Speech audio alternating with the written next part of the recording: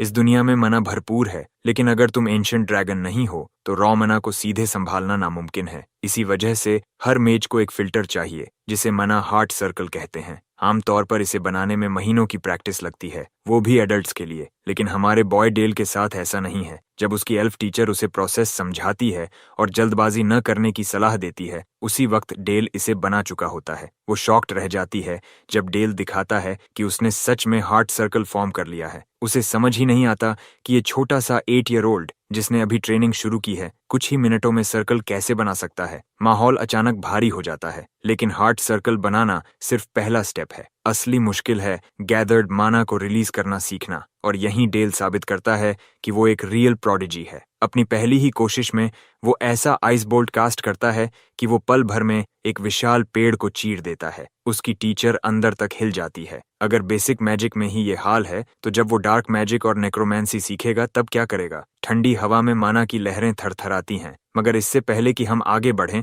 चलिए जानते हैं कि डेल इतना जीनियस क्यों है। हनसुंग उस अर्थ का कमांडर इन चीफ था जिस पर फ्लैश ईटिंग मॉन्स्टर्स ने हमला किया था। युद्ध के बीच एक मैजिकल पोर्टल खुला और उसे दूसरे वर्ल्ड में खींच ले गया। इस दुनिया के मेजेस ने उसे अदर वर्ल्डली हीरो कहा, वो जो एम्पायर को डीमन किंग से बचाएगा। हनसुंग घर लौटना चाहता था, लेकिन उसे स्पेल से टॉर्चर और एनस्लेव कर दिया गया। अगले 10 साल उसने एम्पायर के लिए स्लैश और किल करते हुए बिताए, सिर्फ इसलिए कि एक दिन आजादी मिले। आखिरकार उसने डीमन किंग को हरा दिया, लेकिन एम्पायर ने उसे छोड़ा नहीं। जीत के बाद भी उसे आखिरी मिशन दिया गया, रेडिएंट नाइट सरबाल को मारने का। स्पेल के कारण हनसुंग उनके आदेश को टाल नहीं सका। अंत में उसने सरबादल को मार दिया। तभी अचानक एक ब्लेड उसकी पीठ में उतर गई। जिस एम्पायर के लिए उसने जिंदगी कुर्बान की, उसी ने उसे अंत में मार डाला। काउंट ब्रांडनबर्ग ने हीरो को एक्सपेंडेबल हंटिंग डॉग समझा। हनसुंग की मौत अपमान से भरी थी और उसने कसम खाई कि वो ये ह्यूमिलिएशन कभी नहीं भूलेगा। उसी रात उसकी स्पिरिट ने दूसरा शरीर पकड़ लिया। लेडी एलेना ने इस बच्चे का स्वागत किया।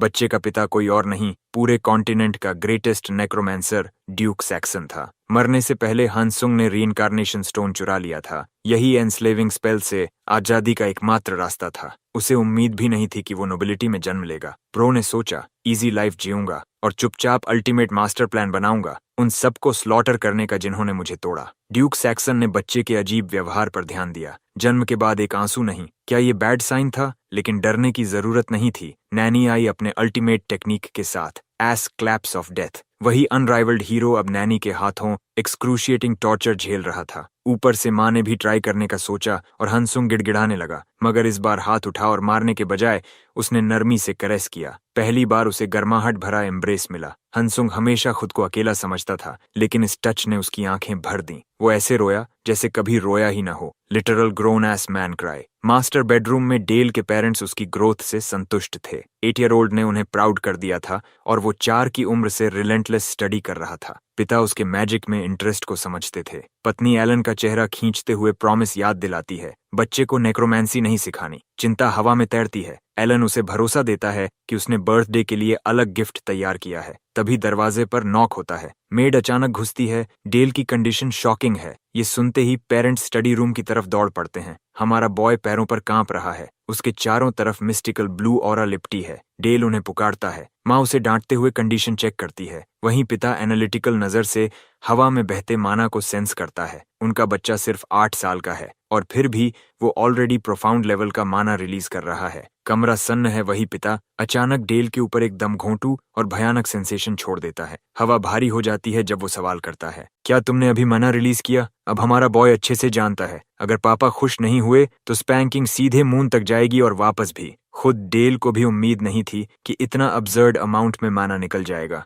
उसे पता था अगर उसने जल्दी जवाब नहीं दिया तो पॉप्स उसकी धुलाई कर देगा। लेकिन सरप्राइजिंग बात यह है कि पॉप्स मुस्कुरा देता है और गर्व के साथ उसके सिर पर हाथ फेरता है। उसकी अचीवमेंट पर उसे प्राइड महसूस होता है। वो अफसोस जताता है कि वो खुद उसे नेक्रोमैंसी नहीं सिखा सकता। ये कन्फेशन डेल को अजीब लगता है। अंदर ही अंदर ब्रो बुरी तरह पिस्ड ऑफ है, क्योंकि नेक्रोमैंसी न सीख पाना उसके रिवेंज प्लान्स को पूरी तरह स्क्वांडर कर देगा। माँ उसे आराम करने भेज देती है और मेड सफाई में लग जाती हैं। डेल दौड़ता हुआ वहां से निकल जाता है। पीछे एलन और एलेना एक शांत पल शेयर करते हैं। लड़के के पिता के दिमाग में अब उसके लिए परफेक्ट गिफ्ट आ चुका है। सीधे जंप करते हैं बर्थडे बैंक्वेट पर, क्योंकि पार्टीज हमेशा मजेदार होती हैं। यहाँ बहुत सारे लोग जमा हैं, पूरे नुआर डुगडम से नोबल्स आए हुए हैं। सब क्यूरियस हैं कि टाइनी यंग मास्टर कब दिखेगा। कुछ लोगों ने उसे काफी समय से देखा भी नहीं था। इस बीच मैन ऑफ द आवर या कहें child of the hour second floor पर आराम से चिल कर रहा है। पीक इंट्रोवर्ट एनर्जी दिखाते हुए डेल को इतने लोगों से मिलना एक बड़ा चोर लगता है। वो सोचता है कि शायद इसका कारण ये है कि जब वो हीरो था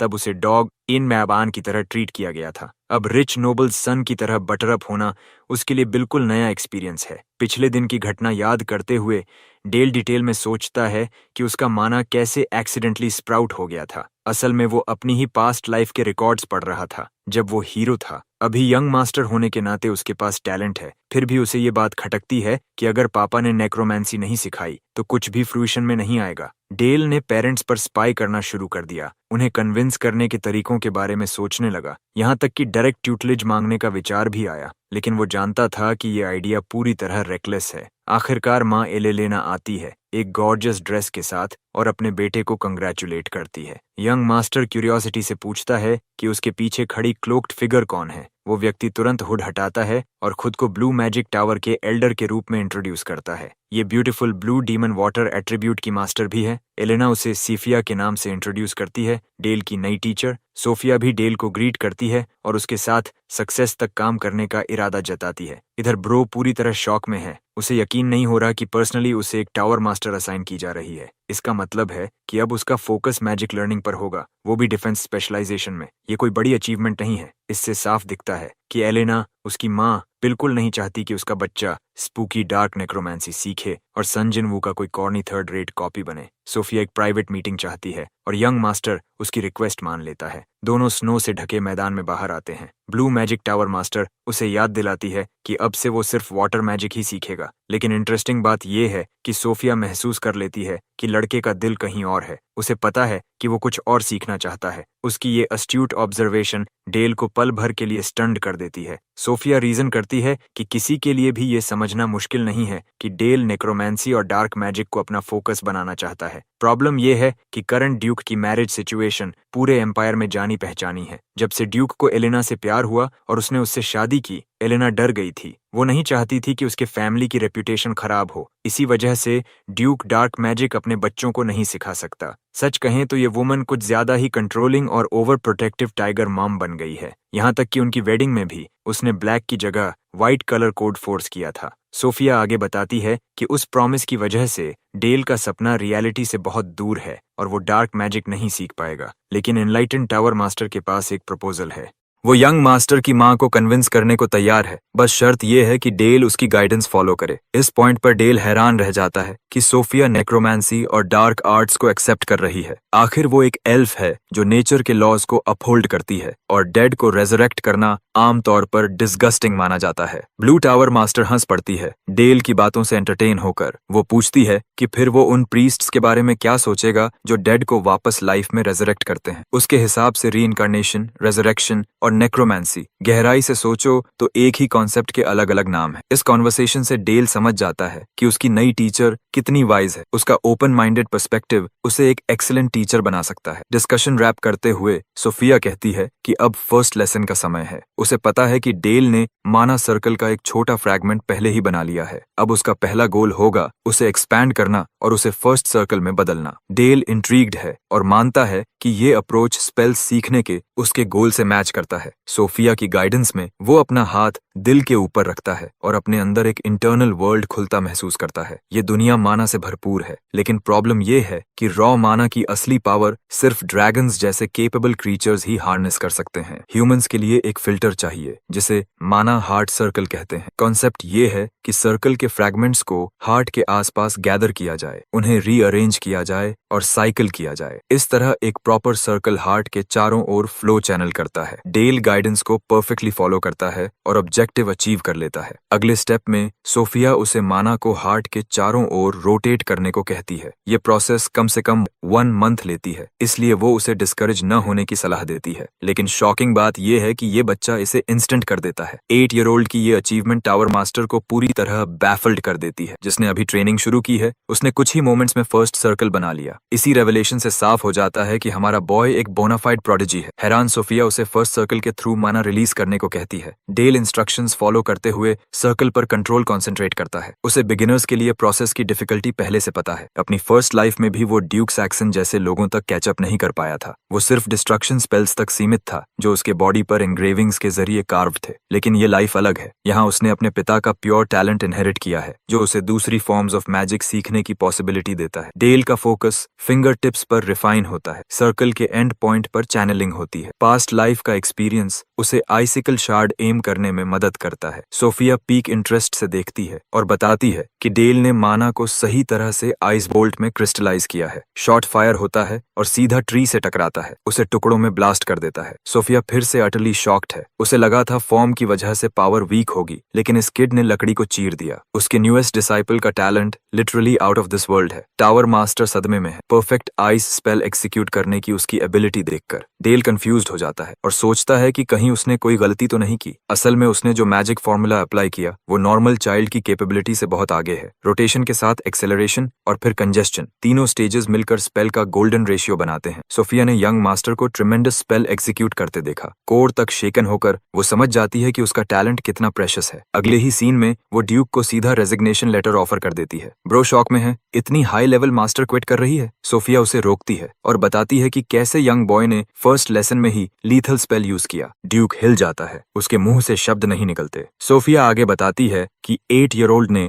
गोल्डन रेशियो भी अप्लाई किया था। शॉर्ट में कहें तो वो डेल को अल्टीमेट किलिंग मशीन बनने का परफेक्ट स्पेसिमेन लेबल करती है। लड़के का पिता समझ जाता है कि सोफिया की डिफेंसिव टीचिंग स्टाइल डेल की वायलेंट एट्रीब्यूट से कंपैटिबल नहीं है, लेकिन सेफिया इसे डिनाई करती है और मानती है कि उसे ही इस बच्चे की ग्रोथ गाइड करनी चाहिए। बेशक ड्यूक भी यही सोचता है कि सोफिया का पीछे हटना मूर्खता है, लेकिन सोफिया गंभीर हो जाती है और एलन के परिवार की डार्क मैजिक की ओर इशारा करती है। उसे लेडी एलेना के मैरिज वाव के बारे में पहले से सब पता है। फिर वही सीरियस टोन में सोफिया सीधे उनके कि वो डेल की ग्रोथ को लिमिट कर रहे हैं, वो भी ऐसे बच्चे की जिसका टैलेंट अनमैच्ड है। यंग मास्टर चुपचाप ये सब सुन रहा होता है, लेकिन कुछ साफ सुन नहीं पाता। उसके दिल में डर बैठ जाता है कि अब उसका क्या होगा। डेल को भी ऐसा पावरफुल स्पेल कास्ट करने का इरादा नहीं था। उसे याद आती है सोफिया की वो पेल एक्सप्रेशन जब उसने स्पेल छोड़ा था। उसकी सबसे बड़ी प्रॉब्लम आउटपुट कंट्रोल की है। माना कितना निकले, यही वो हर्डल है जिस पर उसे काम करना होगा। तभी अचानक अंकल हेलमेट आ जाते हैं और उसकी सोच टूट जाती है। अंकल यंग मास्टर से मिलकर बेहद खुश होते हैं और डेल भी उनके सफर के बारे में जानने को ईगर रहता है। हेलमेट बताता है कि वो ड्यूकल फैमिली की प्रोटेक्शन ड्यूटी पर था और रास्ते में पावरफुल मॉन्स्टर्स को डिफीट कर रहा था। डेल तुरंत समझ जाता है हेलमेट डंजन के अंदर लड़ रहा था। इस दुनिया की स्ट्रक्चर समझनी जरूरी है। मॉन्स्टर्स डंजन से निकलते हैं और ये किसी भी नोबल टेरिटरी के लिए डेथ ग्राउंड होता है। डीमन किंग के जमाने में मॉन्स्टर्स ने तबाही मचा दी थी। आज के नाइट्स का काम है कि ये मॉन्स्टर्स बाहर न फैलें। जो डंजन से एस्केप कर जाएं, उन्हें एलिमिनेट करना उनका गोल होता है। ड्यूक सैक्सन की टेरिटोरी ज्यादा खतरे में है क्योंकि डेल की पास्ट लाइफ एक हीरो की थी। हालांकि उसने डीमन किंग को स्पेक्टेक्युलर तरीके से हराया था, लेकिन एम्पायर ने बॉस की टेरिटोरी को रहने दिया। मतलब डीमन किंग की बची खुची गंदगी अब भी वही संभाल रहे हैं। डेल और हेलमेट की बातचीत में एक और शख्स आता है, खुद ड्यूक एलन। एलन हेलमेट को उनकी डेडिकेशन के लिए धन्यवाद देता है, लेकिन डेल को सबसे बड़ा सरप्राइज तब मिलता है जब उसकी माँ वहां पहुंचती है। लेडी एलेना खुशी से उसे ग्रीट करती है। जब उसे पता चलता है कि डेल ने फर्स्ट सर्कल अचीव कर लिया है, वो उसे गिफ्ट देने की बात भी करती है और डेल सोच में पड़ जाता है। उसके दिमाग में नेक्रोमैंसी आता है, लेकिन वो जानता है ये मूड किलर होगा। तभी ब्रो एक वाइल्ड कार्ड खेल देता है और डेड एस अपने पेरेंट्स से कह देता है, मेरे लिए एक नई सिस्टर बना दो। दोनों स्टन हो जाते हैं और हेलमेट जोर जोर से हंसने लगता है। उस रात डेल अपने बेड पर आराम करता है, अंदर से इरिटेटेड कि उसे बच्चा बनकर एक्ट करना पड़ रहा है। थकान धीरे धीरे उसे नींद में ले जाती है। उसके सपने में नाइटमेयर लौट आता है। फॉर्मर हीरो हानसुंग को वही बास्टर्ड नाइट फिर से बैकस्टैब करता है। उसका गोस्ट उसे मॉक करता है कि नई कंफर्टेबल लाइफ एंजॉय कर रहा है। फिर चिलिंग थ्रेट देता है कि एम्पायर उसे ढूंढेगा और दोबारा स्लॉटर करेगा। ये नाइटमेयर डेल को माना ओवरफ्लो के साथ जगा देता है। उसका दिल दर्द करता है, जैसे अभी फट जाएगा। ये माना रैम्पेज का इफेक्ट है, एक वायलेंट फिनोमिनन। डेल एम्पायर को कोसता है, जिसने आखिरी पल तक उसका पीछा नहीं छोड़ा। वो फ्रेश एयर लेने बाहर जाता है, लेकिन बॉडी से सीप होता माना और बढ़ने लगता है। पैनिक में उसे एक उम्मीद दिखती है, मास्टर सेफिया। वो उसके एज में माना रैम्पेज होने पर उसे पिटी करती है। तुरंत अपनी हथेली उसके चेस्ट पर रखकर इफेक्ट साइफन कर लेती है। सोफिया जानती है, अगर डेल का मैजिक करप्ट हुआ तो उसे कोई रिवर्स नहीं कर पाएगा। उसकी इंटरवेंशन से रैम्पेज न्यूट्रलाइज हो जाता है। फिर वो मैजिक की असली नेचर बताती है। मैजिक दिल का मिरर है। हर मेज की कैपेसिटी अलग होती है, क्योंकि पर्सनैलिटी अलग होती है। डेल के केस में उसका टैलेंट किलिंग में स्पेशलाइज करता है। ये ग्रूसम गिफ्ट दूसरों के लिए भी डेंजरस है, और उसके लिए भी। सोफिया उसे एक स्पेल बुक देती है और कहती है कि वो उसके साथ एक नए आर्ट में टीचर बनेगी। वो बुक है नेक्रोमैंसी। फेट का मजाक देखो, अब वो साथ रहेंगे। ये उसका बर्थडे प्रेजेंट है। डेल तुरंत उसे जोर से हग करता है। इसके डेज पास होते हैं। सीन नॉर्दर्न गेट के बाहर शिफ्ट होता है। सोफिया उसे रैबिट्स के सामने लाती है। एक्सरसाइज वही है जो कभी डेल ने अपने फादर के साथ हंटिंग में की थी। गाइडेंस फॉलो करते हुए डेल एक हैवी ड्यूटी स्पेल प्रिपेयर करता है। Concentrated ice shard immense speed से उड़ता है और रैबिट के फ्लैश को वेपराइज कर देता है। Pure execution. सोफिया एक बात नोटिस करती है, लाइफ लेने के बाद भी डेल में कोई हेजिटेशन नहीं। वो उसे याद दिलाती है, सेम स्पेल अलग मेज के हाथ में अलग असर करता है। डेल समझ नहीं पाता क्यों। सोफिया समझाती है, मैजिक सोल का मिरर है। ये ट्रू पर्सनैलिटी रिवील करता है। वो फायरवॉल जैसे स्पेल्स का एग्जाम्पल देती है। नेम्स सिर्फ इमेजिनेशन कार्व करने का तरीका है। रेड मैजिक टावर स्ट्रेंथ को प्रायोरिटी देता है। ब्लू टावर हार्मनी को। अलग फिलॉसफी अलग मैजिक फॉर्म। फिलॉसफी ही मैजिक सिस्टम की फाउंडेशन है। नोआर व्हाइट ग्रीन टावर्स भी हैं। डेल कोई रिएक्शन नहीं देता। सोफिया समझ जाती है वो ज्यादा बोल गई। अब नेक्रोमैंसी शुरू करते हैं। बेसिक नेक्रोमैंसी स्पेल चैनल करते हुए डेल रैबिट के कॉर्प्स पर इन्फ्लुएंस गैदर करता है। पर्पलिश ब्लैक टेंड्रिल्स बॉडी को घेर लेते हैं। माना स्ट्रिंग्स कॉर्प्स को कंट्रोल करती हैं। नेक्रोमैंसी हेड स्पाइन और नीज के फोकस पॉइंट्स पर काम करती है। स्ट्रिंग्स कंट्रोल का इंस्ट्रूमेंट है। स्पेल परफेक्टली एक्सिक्यूट होता है और सोफिया प्रेज करती है। सेकंड स्टेज में वो फ्रोजन आर्मर यूज करता है। आइसिकल पाथ भेजकर कॉर्प्स को स्पाइकी आर्मर से कंसोलिडेट करता है। ये छोटा अब वॉर रेडी है। सोफिया आर्मर की फॉर्म जज करती है और डिफेंस टेस्ट करती है। आइस स्पाइक्स की स्पाइरल भेजती है। इम्पैक्ट से आर्मर टूटकर उड़ जाता है, लेकिन एक थिन लेयर बच जाती है। डेल खुशी से भर जाता है। डिफेंस सक्सेसफुल था। सोफिया उसकी ईगर एक्सप्रेशन पढ़ लेती है। डेल एक्साइटेड होकर वाटर एट्रीब्यूट प्रॉपर यूजेज सिखाने की रिक्वेस्ट करता है। सोफिया मुस्कुराती है और सीधा रिजेक्ट कर देती है। वो बताती है, आज उसने वाटर मैजिक का सिर्फ बेसिक यूज किया है। वाटर मैजिक की लर्निंग कर्व इंसेन है। डेवलपमेंटल अंडरस्टैंडिंग चाहिए। बिगिनर्स एक फॉर्म भी मुश्किल से सीखते हैं। जो 2 फॉर्म साथ सीखें उन्हें ड्यूअल मेजेस कहते हैं। डेल के इंसेन टैलेंट के बावजूद सोफिया मानती है दोनों इक्वली मास्टर करना इम्पॉसिबल है। वो उसकी ओवर कॉन्फिडेंस तोड़ देती है। डेल की रियलिटी क्रैश हो जाती है। टीचर की नजर में वो अब भी एमेचर है। ये थॉट उसे डिस्पेयर में डाल देता है। डिसअपॉइंटेड होकर वो लेसन अब्रप्टली एंड कर देता है। उस रात डेल स्टडी रूम जाता है। फॉर्मर हीरो के अंदर एब्सर्ड कॉन्फिडेंस है। अगर सीखा तो सब कर सकता है। एक फोर्स अवेकन होती है। स्टार वॉर्स जोक हो या ना हो, पर ये एनाकिन जेडाई बनना चाहता है। पूरी रात मेहनत करता है। अगली सुबह ट्रेनिंग ग्राउंड पहुंचता है। इतना एग्जॉस्टेड कि सोफिया को कई बार नाम पुकारना पड़ता है। वो समझ जाती है स्लीप नहीं मिली। टीचर को डर लगता है, लेकिन डेल रेडी है दिखाने को। सबसे पहले वो रैबिट को रेजरेक्ट करता है, फिर वही आर्मर कोट करता है। ब्लू टावर मास्टर इम्प्रेस्ड रह जाती है कंबाइंड स्पेल्स पर उसकी इमीडिएट मास्टरी देखकर। लेकिन तभी एक शॉकिंग डेवलपमेंट होता है। डेल वही आर्मर दोबारा यूज करता है, लेकिन इस बार वो उसे डेटोनेट कर देता है। जोरदार एक्सप्लोजन के साथ चारों दिशाओं में आइस स्पाइक्स फट पड़ते हैं। सेफिया सन्न रह जाती है, क्योंकि उसे लगता था पहला हिस्सा बस एपेटाइजर था। अनडेड रैबिट से पर्पल फ्यूम्स निकलते हैं और अगले ही पल वो पर्पल एनर्जी डिस्चार्ज के साथ फट जाता है। रैबिट फिर से एक्सप्लोड करता है और हर डायरेक्शन में आइस बोल्ट्स बरसने लगते हैं। सोफिया पूरी तरह ऑफ गार्ड हो जाती है और मजबूरी में एक डिफेंस बैरियर बनाती है ताकि अटैक्स को ब्लॉक कर सके। जब हमला खत्म होता है उसका चेहरा ब्लैंक हो जाता है। डेल बिल्कुल इम्प्रेस्ड नहीं दिखता और कामली अपने नए एबिलिटीज रिवील करता है। कॉर्प्स एक्सप्लोजन और आइस एक्सप्लोजन दोनों एट्रीब्यूट्स को वील्ड करते हुए उसने उनके इफेक्ट्स को मर्ज कर दिया था। वो टीजिंग टोन में अपनी टीचर से पूछता है कि क्या अब उसे ड्यूअल मेज कहा जा सकता है। एनलाइटेंड एल्फ बैफल्ड खड़ी रहती है। उसने इससे पहले ऐसा अटैक कभी नहीं देखा था। आइस और डार्क मैजिक का ऐसा मिक्सचर जो एक कॉम्प्लेक्स एक्सप्लोजन ट्रैप बनाता है, और डेटोनेशन ही फाइनल पार्ट नहीं था। स्पाइक्स उसका चेरी ऑन टॉप थे। सोफिया खुद को ओवरवेल्म्ड महसूस महसूस करती है, जैसे वो किसी ऐसे व्यक्ति का सामना कर रही हो जिसका एक ही इंटेंशन है, किल।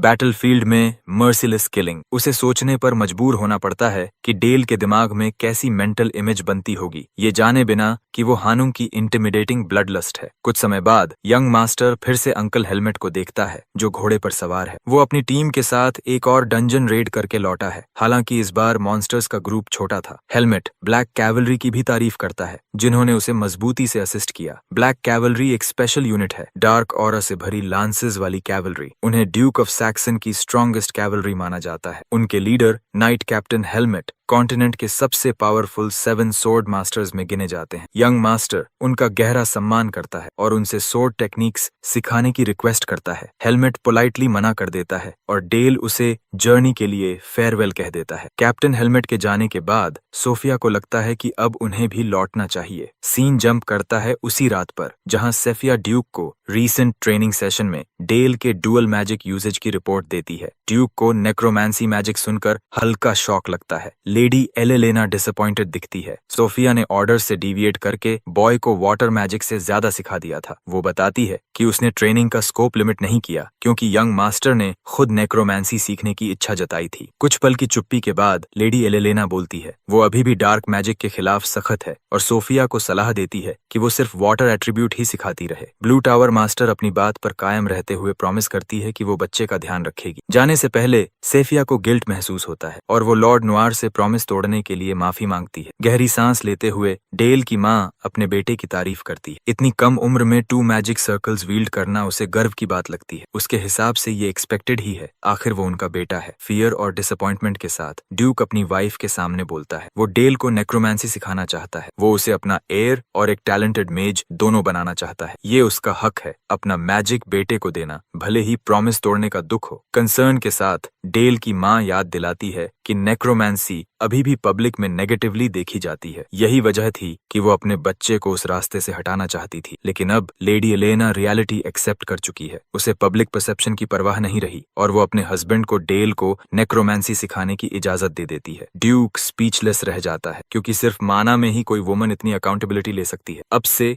डेल की रियल नेक्रोमैंसी ट्रेनिंग शुरू होने वाली है। मजेदार बात यह है कि पहले ही लेसन में ड्यूक डेल की पुअर कंट्रोल देखकर निराश हो जाता है। अनहाउ कुछ खास नहीं कर पा रहा था क्योंकि सेफिया ने उसे अभी तक बस उतना ही सिखाया था। इस समय वो कैसल के अंडरग्राउंड में बने मैजिक वर्कशॉप में है। एक स्पेशल रूम। बेटे को असली नेक्रोमैंसी दिखाने के लिए उसका पिता उसे यहाँ लाया है। सबसे पहले वो दर्जनों बुक्स समन करता है और डेल से कहता है कि वो उन्हें स्पंज की तरह मेमोराइज करे। डेल का प्राइमरी फोकस है हर लाइफ फॉर्म की स्ट्रक्चर को समझना ताकि वो उसे एफिशिएंटली कंट्रोल कर सके। समय बीतता गया और बेचारा बच्चा हर किताब को स्पंज की तरह एब्जॉर्ब करता रहा। बेसिक्स खत्म होने के बाद ड्यूक ने उसे प्रैक्टिकल मैजिक की राह दिखाई। एक्साइटेड डेल अब एक रियल लेसन के लिए बेचैन था। थोड़ी ही देर में उसके सामने एक गॉब्लिन का कॉर्प्स रखा गया और वो चौंक गया। उसके पिता उसकी कंफ्यूजन समझते हैं। ड्यूक समझाता है कि टैलेंटेड नेक्रोमैंसर्स की पहचान यही होती है कि वो साधारण सोल्जर्स को भी केपेबल डेथ नाइट्स में बदल सकते हैं। ये गॉब्लिन एक अनडेड सोल्जर है और ड्यूक को ये जानने की जिज्ञासा है कि डेल उसे कैसे कंट्रोल करेगा। डार्क मैजिक हाथों में चैनल करते हुए डेल अपनी पहली बड़ी बाधा से टकराता है। रैबिट को कंट्रोल करना आसान था, उसका साइज छोटा था, लेकिन गॉब्लिन कहीं ज्यादा कॉम्प्लेक्स है, खासकर मोनोस्ट्रिंग्स के इस्तेमाल में। पहली कोशिश में कनेक्शन फेल हो जाता है, लेकिन डेल हार नहीं मानता। वो बार बार कनेक्शन हैमर करता है, थ्रेड्स बुनता है, पपेट को कंट्रोल करने की कोशिश करता है, दूसरा अप्रोच अपनाता है, लेकिन गॉब्लिन फिर भी नहीं हिलता। कॉर्नर्ड होकर यंग मास्टर सोल्यूशन के बिना अटक जाता है। तभी उसके पिता आगे आते हैं। वो उसकी तारीफ करते हैं कि उसने पहले कॉर्प्स के बॉडी को स्टिफ किया, लेकिन ड्रॉबैक ये है कि इससे मूवमेंट लिमिट हो जाती है। असली सोल्यूशन दिखाते हुए ड्यूक अपने डार्क टेंड्रिल्स अनलीश करता है। वो गॉब्लिन के बॉडी को इस तरह स्वॉर्म करते हैं कि रिब केज को टारगेट करते हैं। नॉर्मली रिब केज ऑर्गन्स को प्रोटेक्ट करता है, लेकिन कॉर्प्स को इसकी जरूरत नहीं। वही रिब केज म्यूटेट होकर अनडेड की आर्म से क्लॉज बन जाती है। यही नेक्रोमैंसी की कला है, डेड की स्ट्रक्चर को जरूरत के हिसाब से बदलना। डेल पूरी तरह इम्प्रेस्ड हो जाता है। वो अपने पिता से नुआर मैजिक टावर की टीचिंग सिखाने की रिक्वेस्ट करता है। ड्यूक मुस्कुराता है, बेटे की रुचि पर गर्व महसूस करता है। वो उसे बताता है कि ब्लैक मैजिक का सच डेथ में छिपा तजुर्बा है। सबसे बड़ा नेक्रोमांसर बनने के लिए पहले लाइफ के वेट को समझना जरूरी है। ड्यूक की बातें डेल को हनुंग के दिनों में ले जाती हैं, जहां वो एक गिड़गिड़ाते दुश्मन के ऊपर खड़ा था। उसकी आंखें लाल थीं, तलवार उठी हुई थी और प्लीडिंग पूरी होने से पहले ही हनसुंग ने उसका चेहरा काट डाला। ड्यूक उसे उस हॉन्टेड मेमोरी से झकझोर देता है। डेल के चेहरे पर एक डरावना एक्सप्रेशन ठहर जाता है। सच ये है कि उसने कार्नेज और ब्लड से भरा रास्ता तय किया है, लेकिन पिता के सामने वो नॉर्मल बनने का नाटक करता है। ट्रेनिंग हर दिन आगे बढ़ती है और ड्यूक सैक्सन के द्वारा अपने बेटे को नेक्रोमांसी सिखाने की खबर एम्पायर में वाइल्ड फायर की तरह फैल जाती है। मैरिटल वाव तोड़ने की वजह से नोबल्स का ध्यान खिंच जाता है। सबकी नजर डेल की प्रोग्रेस पर है, गुड या वर्स। कुछ हफ्तों बाद यंग बॉय अपने अंकल के खिलाफ फियर्स ट्रेनिंग करता है। स्लैशेस की बारिश चलती है, तभी हेलमेट अचानक अपनी ब्लेड को उसके चेहरे के पास स्विंग करता है। शॉकिंगली डेल इतनी जोरदार डिफ्लेक्शन करता है कि हेलमेट का वेपन उड़ जाता है। अंकल इम्प्रेस्ड हो जाता है, लेकिन डेल समझ जाता है ये एक ट्रिक था। हेलमेट ने जानबूझकर वेपन छोड़ा। फिर भी सच ये है कि डेल ने स्पेशल सोर्ड टेक्निक्स डिप्लॉय की थीं, जो असली फाइट में किसी को मार सकती थीं। डेल के हाथ सूज चुके हैं। हेलमेट उसकी सोर्ड्समैनशिप से स्टन्ड है और सोचता है कि ये किड मेज क्यों बनना चाहता है। नाइट्स तो वैसे भी मेजेस की प्रोटेक्शन करते हैं। हेलमेट को समझ नहीं आता कि डेल इतनी फेरोसिटी से ट्रेनिंग क्यों कर रहा है। उसे डर है कि कहीं बच्चा खुद को घायल न कर ले। बैंडेज लगे हाथ के साथ डेल मजबूत रिजॉल्व में जवाब देता है। वो हर वक्त डिफेंसिव गार्ड्स पर डिपेंड नहीं करना चाहता, लेकिन ये सिर्फ कवर स्टोरी है। स्नीकी किड का असली मकसद अपने ब्रिलियंट अंकल से सोर्ड मास्टरी सीखना है। हेलमेट जोर से हंसता है और इसे एक्सीलेंट आंसर कहता है। उनकी बातचीत चल ही रही होती है कि डेल की माँ बीच में आती है। यंग मास्टर सोच में पड़ जाता है, वो चाइल्ड ट्रेनिंग ग्राउंड्स में क्यों आई है। एलेना उसकी प्रोग्रेस चेक करने आई है और बताती है कि उसके पास कुछ न्यूज है। सबसे पहले वो डेल के बर्थडे प्रेजेंट की बात छेड़ती है, वही जो उसने खुद मांगा था। शुरू में डेल को कुछ समझ ही नहीं आता, फिर अचानक उसे अपनी ही कही बात याद आती है, लिटिल सिस्टर वाली डिमांड। हाँ, उसी रात ड्यूक ने सच में चीक्स क्लैप कर दी थी और देखो तो सही, बेबी रास्ते में थी। ये सुनते ही डेल खुशी से उछल पड़ता है। पूरे 10 मंथ्स बीत जाते हैं और लो बी होल्ड, एक सिस्टर सच में पैदा हो जाती है। यंग मास्टर को यकीन नहीं होता कि अब उसकी एक सिबलिंग है। लेडी एलेना उसे बेबी को गोद में लेने को कहती है, जिससे वो शॉक में आ जाता है। डेल बहुत ही जेंटली अपनी बेबी सिस्टर को पकड़ता है और हैरानी की बात ये कि उसकी बाहों में आते ही बच्ची बिल्कुल शांत हो जाती है। पापा ड्यूक की कमिटमेंट पर कमेंट करते हुए ड्यूक कहता है, यही लाइफ का असली वेट है, यही वो चीज है जिसे प्रोटेक्ट करना होता है। डेल अपनी छोटी बहन को थामे खड़ा रहता है और पहली बार सच में समझता है कि प्रोटेक्ट करने का मतलब क्या होता है। और अब अगला लेसन शुरू होने का समय आ गया है। सीन फास्ट फॉरवर्ड होती है मास्टर सोफिया के साथ, जहां वो डेल को रियल कॉम्बैट ट्रेनिंग दे रही है। डेल ऑलमोस्ट स्टन हो जाता है ये सुनकर कि वो उसे सीरियसली फाइट करने की परमिशन दे रही है। ब्लू टावर मास्टर उसे फुल स्ट्रेंथ से अटैक करने को कहती है। डेल तुरंत मैजिक सर्कल स्वीप करता है और स्पेल प्रिपेयर करता है, जबकि सोफिया क्यूरियोसिटी से सोचती है कि लड़का कितना इंप्रूव हुआ होगा। पहला अटैक, एक आइस बोल्ट सीधा उसके चेहरे की तरफ। सोफिया कैजुअली उसे स्वाइप करके डिस्ट्रॉय कर देती है और उसे स्लो फर्स्ट अटैक कहती है। दूसरा अटैक भी वही हाल, डिस्ट्रॉयड। वो डेल को उसके बैक के लिए कॉल आउट करती है कि वो जानबूझकर इजी जा रहा है। डेल चुप हो जाता है, उसे एहसास हो जाता है कि वो पकड़ा गया है। सोफिया काइंडली अपनी फर्स्ट स्ट्राइक ऑफर करती है और उसे बैरियर डालने की वार्निंग देती है। टेरिफाइड डेल बेयरली टाइम पर बैरियर खड़ा कर पाता है। अगर ऐसा न करता तो बुरी तरह ब्रूज्ड हो जाता। सोफिया उसकी क्विक रिफ्लेक्सेस से सेटिस्फाइड है, खासकर आइस आर्मर कॉन्जर करने के लिए। लास्ट सेकंड डिफेंस काम कर गया, लेकिन अब वो चाहती है कि डेल फुल स्पीड से आए। डेल जमीन पर हाथ रखता है और आइस वॉल की मोलिक्यूलर कॉम्बिनेशन मैनिपुलेट करता है। एक विशाल आइस वॉल खड़ी कर देता है। ये टावरिंग वॉल देखकर सोफिया स्टन हो जाती है। उसे समझ नहीं आता कि डेल ऐसा मूव क्यों कर रहा है। एक नजर में ही वो नोटिस कर लेती है कि आइस बेहद डेंस है, मतलब ड्यूरेबल भी है। फिर भी उसे समझ नहीं आता कि डिलिबरेटली आइस वॉल कास्ट करने का रीजन क्या है। उसके दिमाग में बस एक थॉट आता है, शायद वो स्टॉल कर रहा है, माना रिकवर करने के लिए। लेकिन अगला मूव देखने के लिए आप रेडी नहीं हैं। डेल पूरी आइस वॉल को हनीकोम स्ट्रक्चर में फ्रैगमेंट कर देता है। गोल साफ है, डिस्ट्रक्शन। डेटोनेट चांट करते हुए वो वॉल को मैनिपुलेट करता है और पॉइंट ब्लैंक सोफिया के सामने ब्लास्ट कर देता है। वॉल फेड हो जाती है और डेल को लगता है कि उसने क्रिटिकल हिट लैंड कर दिया है। हाई डेंसिटी आइस को एक्सप्लोड करवाकर शार्ड्स बाहर फेंकना, ये मूव अवॉइड करना लगभग इम्पॉसिबल है। डस्ट सेटल होती है और डेल का चेहरा उतर जाता है जब वो देखता है कि उसकी मास्टर का बॉडी टॉर्न अपार्ट पड़ा है। तभी रियल सोफिया फ्रोजन स्टैच्यू के पीछे से निकलती है, कंप्लीटली अनहार्म्ड। डेल जोर की सांस छोड़ता है। एक पल के लिए उसे लगा कि उसने सच में अपनी टीचर क्रीचर को मार दिया। पता चलता है कि सोफिया ने इल्यूजन कास्ट किया था। सोफिया सबसे पहले डेल की मैजिक यूसेज की तारीफ करती है। फास्ट डिफेंस के बावजूद उसके चेहरे पर एक स्क्रैच आ गया था। ये सोचना ही क्रेजी है कि फर्स्ट सर्कल वाला एक बच्चा टावर मास्टर को हर्ट कर सका। डेल तुरंत अपॉलॉजी करता है, लेकिन सोफिया जेन्युइनली खुश होती है। उसके लिए ये थ्रिलिंग है कि डेल ने ऑल आउट जाकर अटैक किया और उस पर भरोसा किया कि वो डिफेंड कर पाएगी। स्क्रैच वाइप करते हुए वो डेल को एक्सीलेंट स्टूडेंट कहती है। उसे अब भी यकीन नहीं होता कि डेल ने इतनी इनसेन स्पेल फॉर्मूला इंस्टेंटली बना ली। डेल सारा क्रेडिट उसे देता है। आयरनी ये है कि यहाँ सोफिया बिल्कुल फाइन दिख रही है, लेकिन अगली सीन में पीक डिप्रेशन। ड्यूक तक पूछ बैठता है, क्या हुआ, ये स्क्रैच कैसे? सोफिया जवाब देती है कि उसकी केयरलेसनेस की वजह से अटैक सक्सीड हो गया। ड्यूक सैक्सन उसके पेन एंड्योर करने का रिस्पेक्ट करता है, लेकिन सोफिया को सच में डेल के टैलेंट को शार्पन करना पसंद है। ड्यूक एक एडिशनल रिक्वेस्ट शेयर करता है, जिसे सुनकर सोफिया खुश हो जाती है। वो बताता है कि माउंटेन रेंज में ऑर्क्स का एक ग्रुप इन्वेड कर चुका है। ईमानदारी से कहें तो ये कैवलरी के लिए नॉर्मल मॉन्स्टर्स हैं, लेकिन यहीं से असली मजा शुरू होने वाला है। ये आदमी अपने बेयरली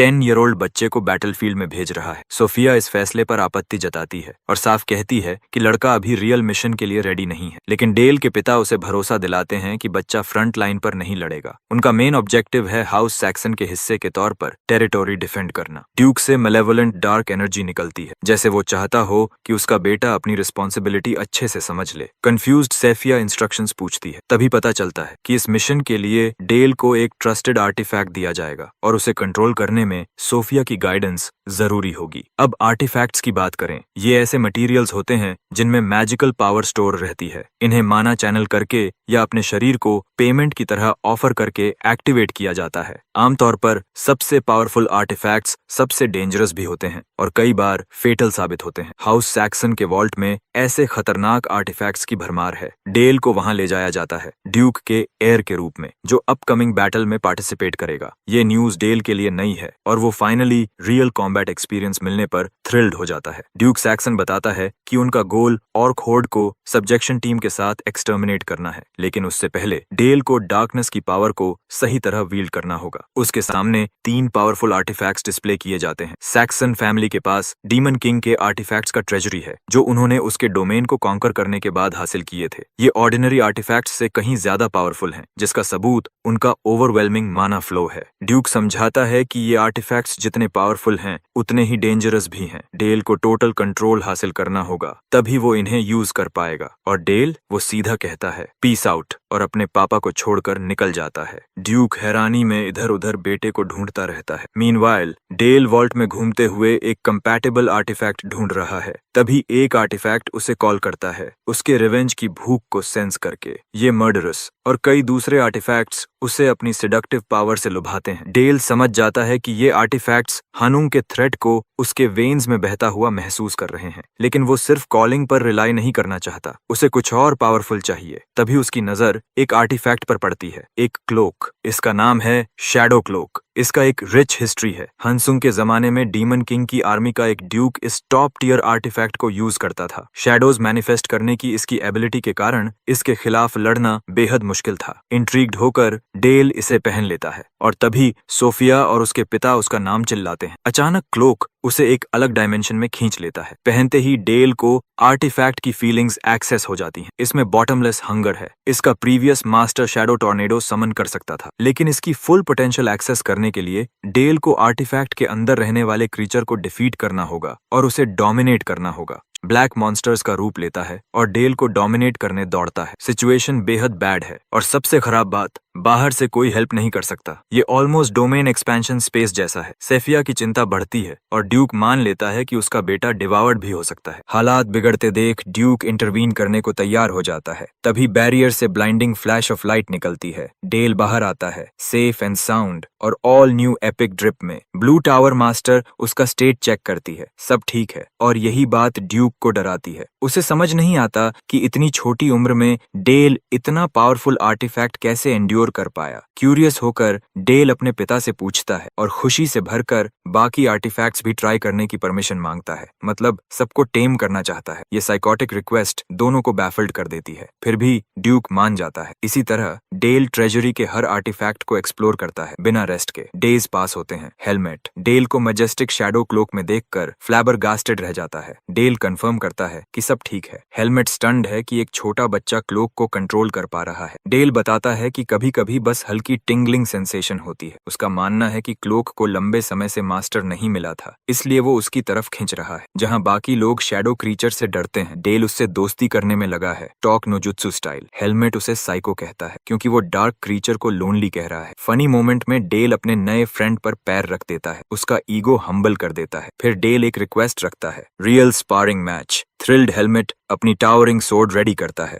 मीनवाइल डेल रियलाइज करता है कि वो कुक्ड है। One of the greatest sword masters से फाइट कोई मजाक नहीं। हेलमेट कहता है, डरो मत, लेकिन इस सिचुएशन में कोई भी पसीना बहा देगा। गुड थिंग ये है कि वो सिर्फ बेसिक सोर्ड्समैनशिप यूज करेगा। डेल का गोल फाइट जीतना नहीं, बल्कि क्लोक की फुल एबिलिटीज टेस्ट करना है। शैडोज का यूज करके वो शैडो ब्लेड रश कास्ट करता है। ब्लैक टेंड्रिल्स ओपोनेंट की ओर दौड़ते हैं, लेकिन हेलमेट एक स्लैश में सब खत्म कर देता है। हेलमेट प्रेज करता है और ऑफेंस पर चला जाता है। एक सेकंड से भी कम में वो डेल के सामने है। डेल जमीन को शैडोज से एनगल्फ करता है और स्पाइक्स इरप्ट कराता है। नाइट ट्रैप में फंसता है, लेकिन रॉ स्ट्रेंथ से एबिलिटी तोड़ देता है। डेल कॉर्नर्ड होकर एक डिफेंसिव एबिलिटी यूज करता है। हेलमेट इम्प्रेस्ड है क्योंकि अभी उसने ऑर्डिनरी वेपन्स तोड़ देने जितनी स्ट्रेंथ लगाई थी। फाइट जारी रहती है। ब्लैक कैवलरी ऑ में खड़ी है। हेलमेट के खिलाफ कोई भी 10 हिट्स नहीं झेल पाया था और यहाँ एक 10-year-old उसे चैलेंज कर रहा है। डेज पास होते हैं। फाइनली मिशन डिप्लॉयमेंट की रात आती है। लेडी एलेना चिंता में डेल को रोकती है, लेकिन डेल अश्योर करता है कि हेलमेट उसके साथ है। वो स्ट्रांग बनने की बात करता है। फ्यूचर में ड्यूकडम लीड करने के लिए उसकी सिंसेरिटी एलेना का दिल पिघला देती है। वो परमिशन दे देती। Next scene, temporary base. Troops ready हैं। ड्यूक अचानक डेल को कैवलरी मार्च कमांड करने को कहता है। डेल कंफ्यूज्ड होता है। तब ड्यूक बताता है, ये कैवलरी फ्यूचर में उसकी होगी। Even now they are his knights. ये एक टर्निंग पॉइंट है। अब वो हीरो हानसुंग नहीं, वो हाउस सैक्सन का एयर है। अब वो हीरो हानसुंग नहीं है, अब वो ब्लैक कैवलरी का लीडर है, डेल। और इस बार आउटकम अलग होने वाला है। लीडरशिप संभालते हुए बच्चा अपने वैलियंट वॉरियर्स को संबोधित करता है। हाथ आसमान की ओर उठाकर वो हाउस सैक्सन की मार्च का रोर करता है। उसके शब्द गूंजते ही ट्रूप्स मूवमेंट में आ जाते हैं। 250 मैन एलीट रेंजर यूनिट के साथ डिप्लॉय किए जाते हैं। ऑब्जेक्टिव साफ है, करीब 1000 ऑर्क्स को एलिमिनेट करना, जो माउंटेन्स क्रॉस करके रिवर की ओर बढ़ रहे हैं ठंड से बचने के लिए। ब्लैक कैवलरी का प्लान है रिवर के लोअर सेक्शन से क्रॉस करके फर्स्ट एम्बुश लीड करना, लेकिन सबसे बड़ी ऑब्स्टिकल है ओवरफ्लोइंग डीप रिवर। 250 मैन इसे ऐसे पार नहीं कर सकते। यहीं इथीरियल ब्लू एल्फ आगे बढ़ती है। आइस मैजिक के साथ वो आइस ब्रिज बनाने को तैयार है। डेल को खुशी होती है कि पैसिफिस्ट नेचर के बावजूद सोफिया इस मिशन में शामिल है। वाटर मैजिक रास्ता बनाती है। ग्रुप सेफली पास करता है। आगे वो साथ नहीं आएगी और उन्हें गुड लक कहती है। डेल गुड बाय कहता है, लेकिन जाते ही सोफिया का दिल भारी हो जाता है। उसे अपने स्टूडेंट की सेफ्टी की गहरी चिंता सताती है। कट करते हैं ऑर्क बेस पर।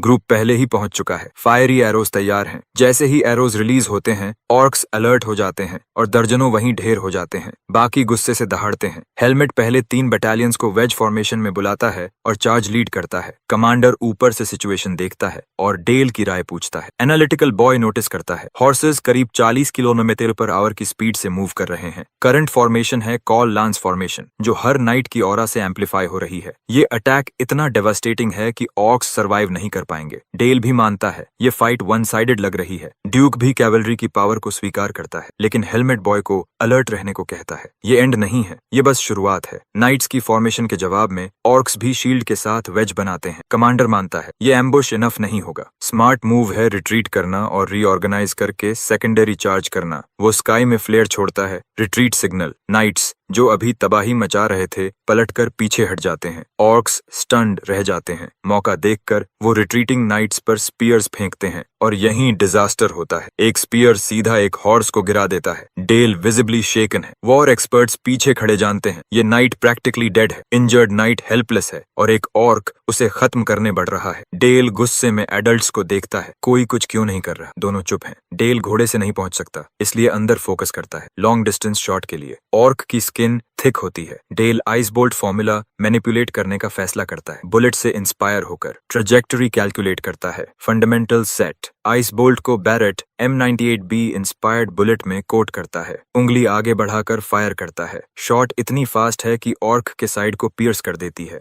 ड्यूक फैसिनेटेड है। Helmet impressed. Perfect trajectory. Dale मौका देखकर बैटलफील्ड में चार्ज करता है। ड्यूक उसे रोकता नहीं। उसके चेहरे पर प्राइड है। ड्यूक समझता है उसके बेटे ने यूनिक फॉर्मूला क्रिएट किया है। इनसेन डिस्ट्रक्टिव पावर के साथ। डेल का इनर वर्ल्ड कंप्लीशन के करीब है। बैटलफील्ड में डेल ऑर्क्स का पैटर्न देखता है। वो रीग्रुप कर रहे हैं, नाइट को बचाना है, लेकिन प्रॉब्लम ये है ओरिजिनल फॉर्मूला प्रैक्टिकल यूज के लिए लंबा है। डेल मैथ के सिंपल फॉर्मूला से इंस्पायर होकर शॉर्टनिंग करता है। बैरेट की जगह आइस 98 मैग्नम से इंस्पिरेशन लेता है। आइस मैजिक डिप्लॉय करता है। एम शॉट, ऑर्क का सिर ओब्लिटरेट, इंस्टेंट किल, इंजर्ड नाइट स्टैगर करता है। क्यों रिस्क लिया? डेल उतरकर उसे अश्योर करता है वो सेफ है। वो ऐसा लीडर नहीं बनना चाहता जो अपने मेन को छोड़ दे। वर्ड्स भारी हैं क्योंकि दो और अगली तेजी से आ रहे हैं। इस बार आइस नहीं, शैडोज। अरीना ब्लैक स्लैशेस से भर जाती है। Ability shadow blade. डोमेन में सब कट होता है, सुकुना की मेलेवलेंट श्राइन जैसा। हेड्स उड़ते हैं, क्लोक एंटिटी बॉडीज डिवावर करता है, सिर्फ बोन्स बचते हैं। लास्ट ऑर्क हॉरर में फ्रीज होता है। डेल उसकी ब्रेवरी पर हंसता है और आइस बुलेट से खत्म कर देता है। Group clear. नाइट की लेग्स ब्रोकन है, मूव नहीं कर सकता। डेल उसे प्रिंसेस की तरह उठाकर सेफली वापस लाता है। हेलमेट फुल चार्ज लीड करता है। हाउस सैक्सन की फोर्सेस यंग मास्टर की ब्रेवरी देखकर और मोटिवेटेड हो जाती हैं। नेक्स्ट सीन, ऑर्क्स की पूरी फ्लीट ऑफ स्क्रीन वाइप हो चुकी है। मिशन सक्सेस है, लेकिन ड्यूक का पर्सनल बिजनेस है। सीरियस टोन में पूछता है, रेकलेसली क्यों घुसा? डेल समझ जाता है। पॉप्स स्कोल्डिंग कर रहे हैं। डेल कॉन्फिडेंटली याद दिलाता है, आपने कहा था एक दिन कैवलरी लीड करूंगा, आज वही किया। ड्यूक वीक रीजन कहकर काट देता है। आई ओपनिंग मोमेंट। डेल जानता है उसका पिता अपने मेन से प्यार करता है। डेल काउंटर करता है, आपने अपने लोगों को मरते क्यों देखा? ड्यूक समझाता है, नाइट्स बैटल में जाते समय रेस्क्यू एक्सपेक्ट नहीं करते, रिस्क्स जानते हैं। डेल कहता है, फिर भी ट्राई करना चाहिए था। ड्यूक गुस्से में पॉइंट रखता है, एक को बचाकर एक्सपेक्टेशन बना दी, अब सब रेस्क्यू एक्सपेक्ट करेंगे। ये बात डेल के दिमाग में न्यूक्लियर ब्लास्ट की तरह लगती है। ड्यूक पूछता है, कितनों को बचाओगे? डेल चुप हो जाता है। ड्यूक याद दिलाता है, नाइट्स इस ड्यूटी के लिए ट्रेन होते हैं। वो तभी इंटरवीन करेगा जब वो लिमिट्स पर हों, यही उनका सम्मान है। ये ट्रूथ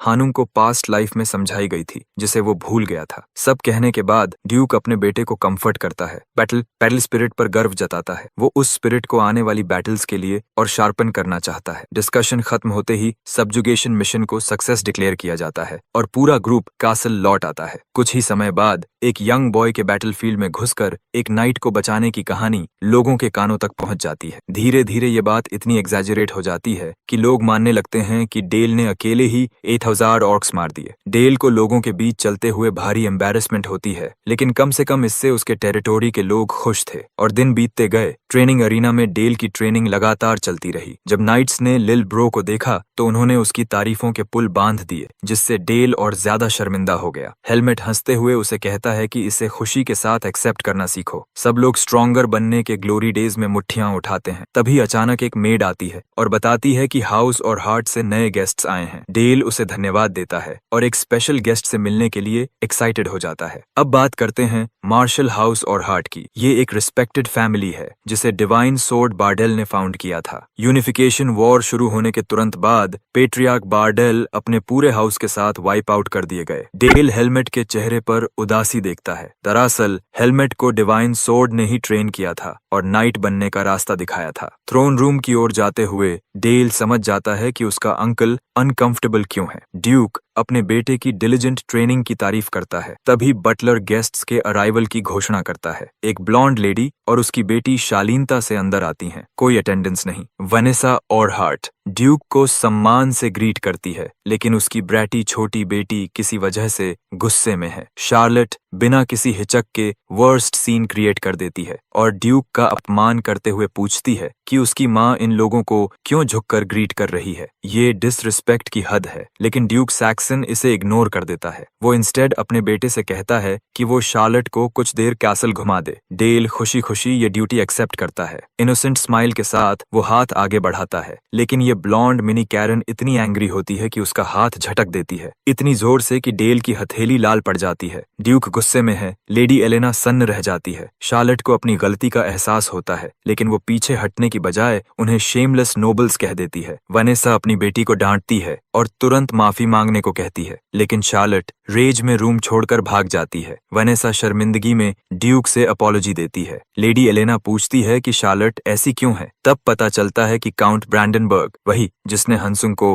हाल ही में उनके टेरिटोरी में असाइन हुआ है। वो एम्पायर का होली नाइट कहलाता है, लेकिन कई लोग उसे पिग किंग कहते हैं। वजह साफ है, वो स्किल्ड सोर्ड्समैन से जबरन एयर पैदा करना चाहता है। अभी उसकी नजर शार्लट पर है, भले ही वो सिर्फ एक बच्ची है। वनेसा बताती है कि उसने खुद भी उसके हाथों से बचने की कोशिश की थी। शार्लट असल में ट्रॉमेटाइज्ड है और हार्ट फैमिली खत्म हो चुकी है, इसलिए वनेसा अब फॉलन नोबल है। वो आज यहाँ आई है एक फॉर्मल रिक्वेस्ट के साथ कि ड्यूक सैक्सन उसे हाउस की मेड बना ले ताकि ब्रैंडनबर्ग उस तक न पहुंच सके। ट्रेनिंग ग्राउंड्स में डेल शार्लट को अकेले पाता है। वो बिना किसी रूडनेस के उससे बात करता है, जिससे वो थोड़ा काम हो जाती है। वो उसके हाथ के बारे में पूछती है। डेल समझता है वो बस एक बच्ची है। अचानक शार्लट तलवार निकालकर उसे ड्यूएल की चुनौती दे देती है। ये इन्विटेशन डेल को शॉक कर देती है। उसे एहसास होता है ये लड़की सच में किसी की नहीं सुनती। डेल को लड़ने का कोई इंसेंटिव नहीं, लेकिन शार्लट ने उसके बारे में रूमर्स सुने हैं कि उसने बैटलफील्ड में नाइट को बचाया और 1000 ऑर्क्स मारे। वो उसे हराकर स्ट्रॉन्गेस्ट बनना चाहती है ताकि साबित कर सके कि उसे फिल्थी काउंट ब्रैंडनबर्ग की जरूरत नहीं। जैसे ही डेल उसका नाम सुनता है, उसका एक्सप्रेशन प्योर रेज में बदल जाता है। वही बास्टर्ड जिसने उसे बैकस्टैब करके मारा था। डेल समझ जाता है ये लड़की भी उसी दुश्मन से नफरत करती है। एली बनने की संभावना है, लेकिन उससे पहले डेल उसे रियलिटी चेक देना चाहता है। वो बैरल से शॉर्ट ब्लेड उठाता है और शार्लट को बच्ची कहकर मॉक करता है। इंसल्ट से भड़की शार्लट पूरी ताकत से अटैक करती है। शार्लट ट्रेमेंडस स्पीड से ब्लिट्स करती है, लेकिन डेल उसका वार ब्लॉक कर देता है। वो लगातार स्टैब करने की कोशिश करती है, अपनी सारी स्ट्रेंथ झोंक देती है। डेल स्ट्रगल करता दिखता है, लेकिन असल में उसका पैटर्न एनालाइज कर रहा है। शार्लट डिफ्लेक्शन में माहिर है और उसकी रिस्ट रिफ्लेक्सेस शार्प हैं। ऑरा की ट्रेल उसके चारों ओर दिखती है। रेपियर उसके बॉडी से बड़ी है, लेकिन ऑरा उसे कंट्रोल देती है। मेजेस माना हार्ट के चारों ओर साइकिल करते हैं, जबकि नाइट्स ऑरा से बॉडी एनहांस करते हैं। शार्लट यही कर रही है, डेल को ओवरवेल्म करने की कोशिश। उसका रॉ टैलेंट साफ दिखता है। एक पॉइंटेड स्ट्राइक डेल को स्टन कर देती है, भले ही उसने डॉज किया हो। फाइट जारी रहती है। शार्लट जीत के कॉन्फिडेंस में है। फ्लैशबैक में दिखता है जन्म के बाद ही उसके पिता मर गए थे। वनेसा ने उसे डिवाइन सोर्ड के हीरोइक किस्से सुनाकर पाला। शार्लट ने छोटी उम्र से ट्रेनिंग शुरू की। फैमिली कोलैप्स के बाद भी उसने हार नहीं मानी, लेकिन अब सामने खड़ा लड़का उसे लगातार काउंटर कर रहा है। डेल की परफेक्ट डिफेंस उसे इतना ऑफेंड कर देती है कि वो ओवर एक्सटेंड कर जाती है। डेल मौका पकड़कर उसकी वेपन हवा में उड़ा देता है, पर डिवाइन सोर्ड की बेटी की पहली हार। शार्लट रोती है, समझ नहीं आता वो हारी कैसे। डेल उसे लेसन देता है, उसकी गलती है, वो अपने पिता की आइडेंटिटी से चिपकी हुई है। डेल ब्रूटल ट्रूथ बताता है, उसकी करंट स्ट्रेंथ बहुत कमजोर है। काउंट ब्रैंडनबर्ग अभी के डेल से भी ज्यादा स्ट्रांग है। टूटी हुई शार्लट अगला कदम पूछती है। तब डेल खुद को हाउस और हार्ट का प्रोटेक्टर डिक्लेयर करता है। वो वादा करता है कि हाउस सैक्सन उसे तब तक प्रोटेक्ट करेगा जब तक वो खुद ब्रैंडनबर्ग को हराने लायक न बन जाए। शार्लट पूछती है क्यों? डेल कहता है अगर वो लॉयल्टी स्वेयर करे। शार्लट घुटनों पर बैठकर नाइट बनने की कसम खाती है। प्रॉमिस चाइल्डिश लगता है, लेकिन डेल उसकी रिजॉल्व महसूस करता है। बाद में डेल अपने पॉप्स को इन्फॉर्म करता है कि शार्लट अब मेड के रूप में इंस्टॉल्ड है। ड्यूक उसकी बदली हुई एटीट्यूड देखकर हैरान होता है। डेल बताता है दोनों ने हाउस और हार्ट को प्रोटेक्ट करने का वाव लिया है। ड्यूक अनॉयड होकर पूछता है क्या पिटी में फैमिली नेम यूज किया? डेल मना करता है, उसका गोल बड़ा है, डिवाइन सोर्ड की लेगेसी का टैलेंट हासिल करना, एक नया डिवाइन सोर्ड बनाना जो फैमिली की स्ट्रेंथ बने। ड्यूक इम्प्रेस्ड होकर अपने बेटे की तारीफ करता है। डेल खुश है कि उसने एक नया एलाई बना लिया है और उसे यकीन है कि इससे काउंट पीडीएफ फाइल का ईगो जरूर चोटिल होगा। उसी गंदे आदमी की बात करें तो वो मैलबर्ग में खबर सुनते ही गुस्से से चिल्ला रहा है। अनहोली नाइट इस बात से आग बबूला है कि उसके बेकार आदमियों से एक लड़की तक पकड़ी नहीं गई। असैसिन्स भेजने के बाद भी हाउस सैक्सन में घुसने से पहले ही उसके लोग मारे गए। का मतलब साफ है, शार्लट ने उन्हें खत्म किया। रेज में काउंट ब्रैंडनबर्ग अपनी तलवार पकड़ता है और बैटलफील्ड में हंसुंग को धोखा देने की यादों में डूब जाता है, एक सच्चे साइकोपैथ की तरह। ये आदमी अपनी सोर्ड के लिए लिटरली हॉर्नी है। उसे अपनी फियांसे बुलाता है और अभी उसमें गुस्सा देगा। उसे ऑब्सेशन है कि उसकी वेपन किसी कॉम्पिटेंट हेयर को मिले। काउंट ब्रैंडनबर्ग अपने सर्वेंट को थीव्स गिल्ड से संपर्क करने का आदेश देता है और हाउस सैक्सन की टेरिटरी में और लोग भेजने की तैयारी करता है। शार्लट को पाने के लिए वो मोटी रकम देने को भी तैयार है। शार्लट के ओथ लिए 1 हफ्ता बीत चुका है। प्रॉपर मेड बनने के लिए उसे रिलेंटलेसली ट्रेन करना पड़ता है। फिजिकल कॉम्बैट के लिए वो डेल से भी लड़ती है। हेलमेट उनके ड्यूअल्स देखता है। इस बार डेल शॉर्ट सोर्ड के साथ ऑफेंसिव जाता है। शार्लट को स्नैपी डिफ्लेक्शंस पर मजबूर करता है। सोर्ड मास्टर देखता है कि शार्लट ओवरवेल्म्ड हो रही है। लेकिन दो बच्चों के बीच इतनी फियर्स ड्यूअल उसने कभी इमेजिन नहीं की थी। एक्चुअल नाइट्स से तुलना न सही, पर उनकी किलिंग इंटेंट और फास्ट रिफ्लेक्सेस खतरनाक हैं। डेल अचानक अपना क्लोक पकड़ता है और वेपन अनवेल करता है। मूव शार्लेट को सरप्राइज कर देता है। वो स्टैब करने जाती है, लेकिन हेलमेट फाइट रोक देता है। नाइट लड़की की तारीफ करता है, मगर शार्लेट एम्प्टी कॉम्प्लीमेंट्स नहीं चाहती। वो इमीडिएट फीडबैक मांगती है। हेलमेट पूछता है, क्या तुम अपने वेपन की एसेंस जानती हो? अभी तक वो सिर्फ थ्रस्टिंग फोर्स की तरह इस्तेमाल कर रही थी, जबकि रेपियर की असली ताकत उसकी फुटवर्क में है। डेल साइमल्टेनियसली डॉज करते हुए डिस्टेंस गेन कर रहा था। ओवरवेल्म्ड महसूस होते ही शार्लेट को गैप वाइडन करना चाहिए था। रेपियर की डिफेंस जल्दी प्रिसीजन खो देती है। हेलमेट साफ कहता है, उसे अपनी फाइटिंग स्टाइल पूरी तरह रीवर्क करनी होगी। पोस्चर से लेकर स्टाइल तक ओपनिंग्स भरी पड़ी हैं। शार्लेट पाउट करती है। उसके पास कभी प्रॉपर टीचर नहीं था जो गलतियां सुधारे। हेलमेट मजाक में उसके स्टाइल को अजीब थ्रस्टिंग कह देता है। शार्लेट ह्यूमिलिएटेड होती है, लेकिन हेलमेट हंसकर कहता है, बस टीज कर रहा हूँ। डेल सोचता है, इतने बड़े स्वॉर्ड मास्टर से ट्रेन होकर शार्लेट कितना इंप्रूव करेगी। संभव है कि किसी दिन वो उसे भी पीछे छोड़ दे। सीन मैजिक ट्रेनिंग में शिफ्ट होता है। डेल जानता है माना सर्कल्स बनाने की प्रोसेस वही है, बस टाइम बहुत लगता है, कभी डेकेड्स। शॉक तब लगता है जब सेफिया को पता चलता है कि प्रोडिजी ने सेकंड सर्कल कंप्लीट कर लिया है। माना सर्कल्स आरपीएम से मेजर होते हैं। ऑर्डिनरी मेज 300 आरपीएम। डेल का फर्स्ट सर्कल 2000 आरपीएम पर बर्स्ट करता है, सेकंड 400 आरपीएम पर है। न्यू सर्कल के लिए मिनिमम 300 आरपीएम चाहिए, मतलब डेल थर्ड सर्कल के थ्रेशोल्ड पर भी पहुंच चुका है। सेकंड सर्कल के बाद एक्साइटेड होकर डेल आइस बुलेट एक्सपेरिमेंट करता है। हार्डनेस बढ़ाता है, नियरेस्ट ट्री पर एम करता है, रोटेशन बढ़ाकर स्पीड एम्पलीफाई करता है। लो एंड बिहोल्ड, पहला आर्मर पियर्सिंग आइस बुलेट इतनी डिस्ट्रक्टिव है कि ट्री ऑब्लिटरेट हो जाता है। डेल खुद अपने इंप्रूवमेंट से स्टन्ड है। कंट्रोल आसान लग रहा है। सोफिया प्राउड है। डेल क्रेडिट उसे देता है। वो सोचती है, ये जीनियस हमेशा सही कॉज के लिए पावर यूज करता है। स्ट्रेंथ डराती है, पर वो डेल पर गहरा भरोसा करती है और उसे एम्ब्रेस करती है। डेल अनकंफर्टेबल हो जाता है। प्रीवियस लाइफ में वो ग्रोन मैन था। लेटर वो थोड़ा वर्कड अप रहता है और सोचता है, क्या सोफिया उसे सिर्फ चाइल्ड समझती है? ऑब्वियस है। थॉट्स झटक कर वो ट्रेनिंग पर लौटता है। सन जिन वू के आइकॉनिक अराइज से इंस्पायर्ड होकर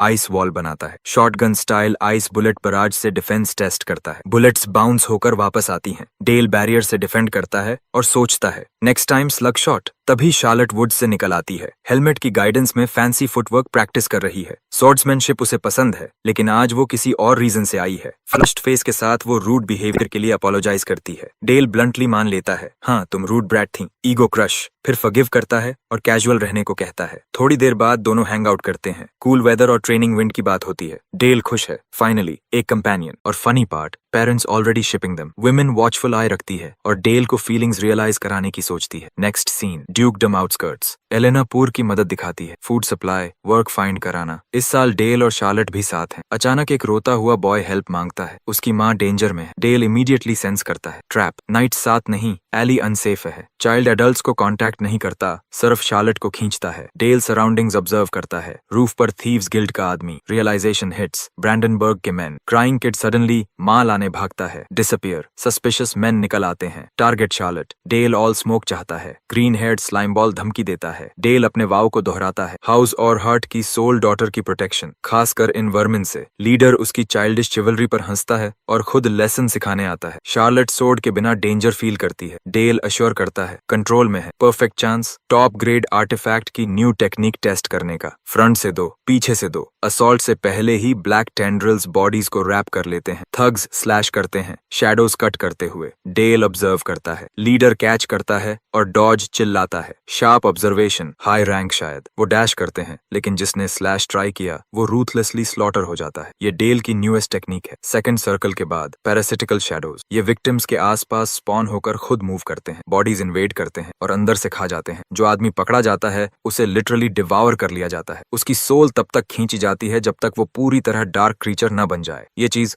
वुल्वरीन से 10 गुना ज्यादा डरावनी है और साइज हल्क जितना विशाल। सच कहूं तो मैं इन लोगों की जगह होता तो उसी पल नौकरी छोड़ देता। अनडेड मॉन्स्टर ब्रेकफास्ट के लिए भूखा है, जबकि उसके साथी हॉरर में जमे खड़े हैं। लीडर उन्हें सीधे मौत की तरफ भेज देता है, उस बीस्ट को मारने के लिए। आखिर सैक्सन का यंग मास्टर ही तो है, एक ब्लेड काफी होगी, राइट? वो डेल को कॉर्नर करने दौड़ता है। पिजन की तरह अजीब हरकतें करके डराने की कोशिश करता है। ब्रो खुद को नारुतो समझ रहा है और कुनाई फेंक देता है, जैसे वो अनस्टॉपेबल हो। डेल कैजुअली उन्हें ब्लॉक करता है और 12 गेज बकशॉट से उसे स्लाइम कर देता है। देता है। अब वो लिटरली चीज स्लाइस बन चुका है, पूरे होल्स। शार्लेट देखती है कि हमारा बॉय इन एमेचर्स को पूरी तरह डॉग वॉक कर रहा है। उसका अनडेड पेट भी चारों तरफ हैवक मचा रहा है। वैसे अर्लियर अटैक थोड़ा एग्जैजरेशन था, थिक ऑरा की वजह से वो पूरा चीज स्लाइस नहीं बना। ड्यूड को अब भी लगता है कि उसके पास चांस है, इसलिए वो फिर चार्ज करता है। Result instant kit cat treatment, Gojo Satoru style. Dale अपने नए पेट के पास जाता है जो एक ह्यूमन बॉडी को लिटरली डिवावर कर रहा है। वो शार्लेट से पूछता है कि वो ठीक तो है, एक थग बच गया है, बाकी सबके टुकड़े हो चुके हैं। शार्लेट की हालत देखते हुए भी डेल कैजुअली एक आइस बुलेट चलाता है और उस थग की टांग सीधी उड़ा देता है। ब्रो को अब व्हील चेयर की भी जरूरत नहीं पड़ेगी, कभी नहीं। टेरिफाइड थग सब कुछ उगलने को तैयार हो जाता है, लेकिन डेल बिल्कुल कोल्ड ब्लडेड है। वो उसके सिर में बुलेट डाल देता है, पूरी डिसरिगार्ड के साथ। इस पॉइंट पर ब्रो पूरी तरह ऑल अमेरिकन स्टाइल में चीजें हैंडल कर रहा है। यंग मास्टर समझाता है कि ये लोग उनके हाउस के एनिमीज हैं, टेरर इनैक्ट करने वाले। वो प्रॉमिस करता है कि शार्लेट को प्रोटेक्ट करेगा और पूछता है कि क्या वो डर रही है। शार्लेट मानती है कि वो स्कैर्ड है, लेकिन साथ ही खुश भी है कि डेल ने उसकी रक्षा के लिए इतनी जोरदार फाइट की। वाव लेने के बाद से वो कन्विंस्ड हो चुकी है। वो भी उसके हाउस को प्रोटेक्ट करना चाहती है, जैसे उसने उसके लिए कसम खाई।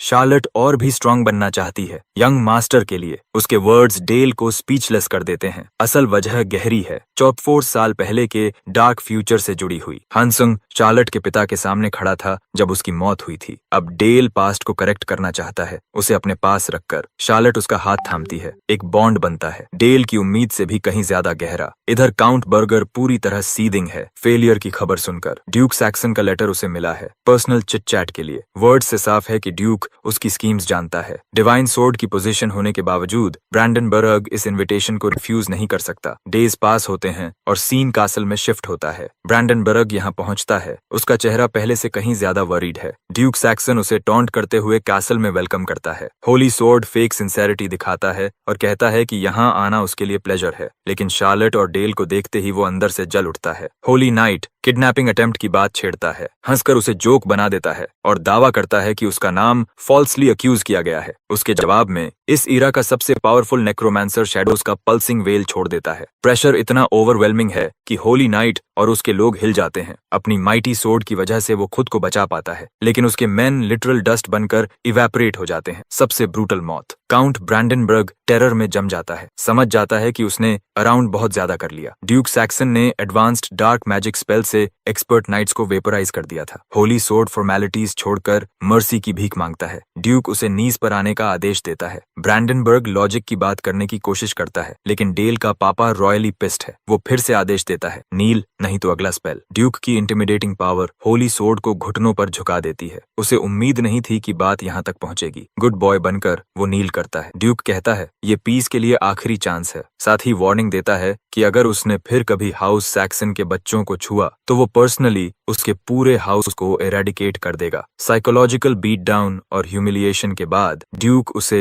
रेस्ट करने को कहता है। होली नाइट मना करता है, अर्जेंट मैटर्स हैं, और टेरिटोरी छोड़ देता है। ड्यूक फेयरवेल कहता है और पैथेटिक नाइट डिस्ग्रेसफुली निकल जाता है। डेल के चेहरे पर सबसे बड़ी स्माइल है। ब्रो को मजा आ रहा है, उसके पॉप्स ने इस बास्टर्ड का ईगो क्रश कर दिया। लेकिन यही मोमेंट एक बटरफ्लाई इफेक्ट बन जाता है। छोटी शुरुआत, फिर आग फैलेगी और सब जलेंगे। फ्यूचर में ओल्डर डेल को होली सोर्ड्समैन को हराना ही होगा। होली सोर्ड्समैन की ह्यूमिलिएशन की खबर पूरे वर्ल्ड को हिला देगी। तभी ड्यूक बॉडीज अनवेल करता है। डेल की फाइट में मरे हुए कॉर्प्सेस। सेफिया हॉरर में है, इतनी मर्सीलेस स्लॉटर, वो भी एक बच्चे द्वारा। बॉडीज होल्स से भरी हैं, ऑर्गन्स डिस्ट्रॉयड। सेफिया के मन में डाउट आता है, कहीं उसने मॉन्स्टर तो नहीं बना दिया। नुआर ड्यूक समझता है कि उसके बेटे को सही गाइडेंस और विजडम चाहिए। इसी वजह से वो सेफिया को चीफ एडवाइजर अपॉइंट करता है। अब वो सिर्फ टीचर नहीं बल्कि हाउस सैक्सन की ऑफिशियल पिलर है। डेल की ग्रोथ इस बात पर डिपेंड करेगी कि सोफिया उसे कितना मोल्ड कर पाती है। ड्यूक खुद मानता है कि वो अपने बेटे को परफेक्टली नर्चर नहीं कर सकता। ग्रेटर पोटेंशियल तक पहुंचना सोफिया की मदद से ही संभव है। सोफिया अपनी भूमिका समझती है और तय करती है कि वो डेल की नजर से दुनिया को समझेगी ताकि सही डायरेक्शन दे सके। टाइम पास होता है और यंग मास्टर 10 साल का हो जाता है। इस साल सेलिब्रेशन अलग है। एम्परर्स कोर्ट के नोटवर्दी नोबल्स भी आए हैं। सबसे प्रॉपर गेस्ट है मार्क उरुस, जिसे डेल में खास इंटरेस्ट है। थोड़ा पीछे चलते हैं। नोबल्स हाउस सैक्सन की होस्टिंग से इम्प्रेस्ड हैं। कैपिटल के सबसे पावरफुल नोबल्स एम्परर फैक्शन से हैं। ये वही लोग हैं जो एम्पायर के बड़े फैसले इन्फ्लुएंस करते हैं। डेल को साफ समझ आ जाता है कि ये लोग उसके बर्थडे पर क्यों आए हैं, हाउस सैक्सन को वार्न करने। रॉयल फैमिली का सटल मैसेज हम देख रहे हैं और काउंट ब्रैंडनबर्ग वाली घटना इग्नोर नहीं होगी। डेल के सामने खड़ा आदमी मारिस उरुस असल में मैसेंजर है। सीक्रेट मिशन का लीड वही कर रहा है। लॉर्ड क्रिम्सन रेड टावर का मास्टर, डोमिनेटिंग पावर के लिए जाना जाता है। टावर की फिलॉसफी है सब पर जोर से रूल करना, इसलिए वो रूथलेस और एम्बिशियस हैं। पास्ट लाइफ में हानुंग को रेड टावर के मेजर्स ने टॉर्चर किया था। मारिस उरुस प्रोडिजी डेल को ग्रीट करता है और 8,000 ऑर्क्स वाली एग्जैजरेटेड रूमर्स का जिक्र करता है। डेल मुस्कुराकर कॉम्प्लीमेंट्स एक्सेप्ट करता है और मार्की को इवनिंग एंजॉय करने को कहता है। थोड़ी देर बाद वो बाहर फ्रेश एयर लेने चला जाता है। हमेशा की तरह ब्रो एस क्लास इंट्रोवर्ट है, लोगों के बीच रहना पसंद नहीं। इस समय उसे सेलिब्रेशन से ज्यादा ट्रेनिंग में इंटरेस्ट है। ऊपर से बर्थडे पर आइडेंटिटी एक्सपोज होने का रिस्क, खासकर जब क्वेश्चनेबल नोबल्स पहले से उस पर नजर रखे हुए हैं। अचानक यंग मास्टर एक औरत की चीख सुनता है, साथ ही एक आदमी की आवाज जो एक मेड का फायदा उठाने की कोशिश कर रहा है। बिना एक पल गंवाए वो दौड़ पड़ता है यह देखने की हुआ क्या है। वहां पहुंचते ही सच सामने आता है। हाउस सैक्सन की एक बेचारी मेड पर एक मोटा हमला कर रहा है, जिसे अपने हाथों पर जरा भी काबू नहीं। वो स्कमबैग चाकू निकालकर उसे जान से मारने की धमकी तक दे देता है। आसपास कोई मदद नहीं, सब पार्टी में मस्त हैं। डेल ठीक वक्त पर पहुंचता है और उस क्रीप को रंगे हाथ पकड़ लेता है। यंग मास्टर की अचानक मौजूदगी उस लाल बालों वाले मोटे आदमी को दहशत में डाल देती है। डेल आगे बढ़ता है और वो घटिया नोबल बेशर्मी से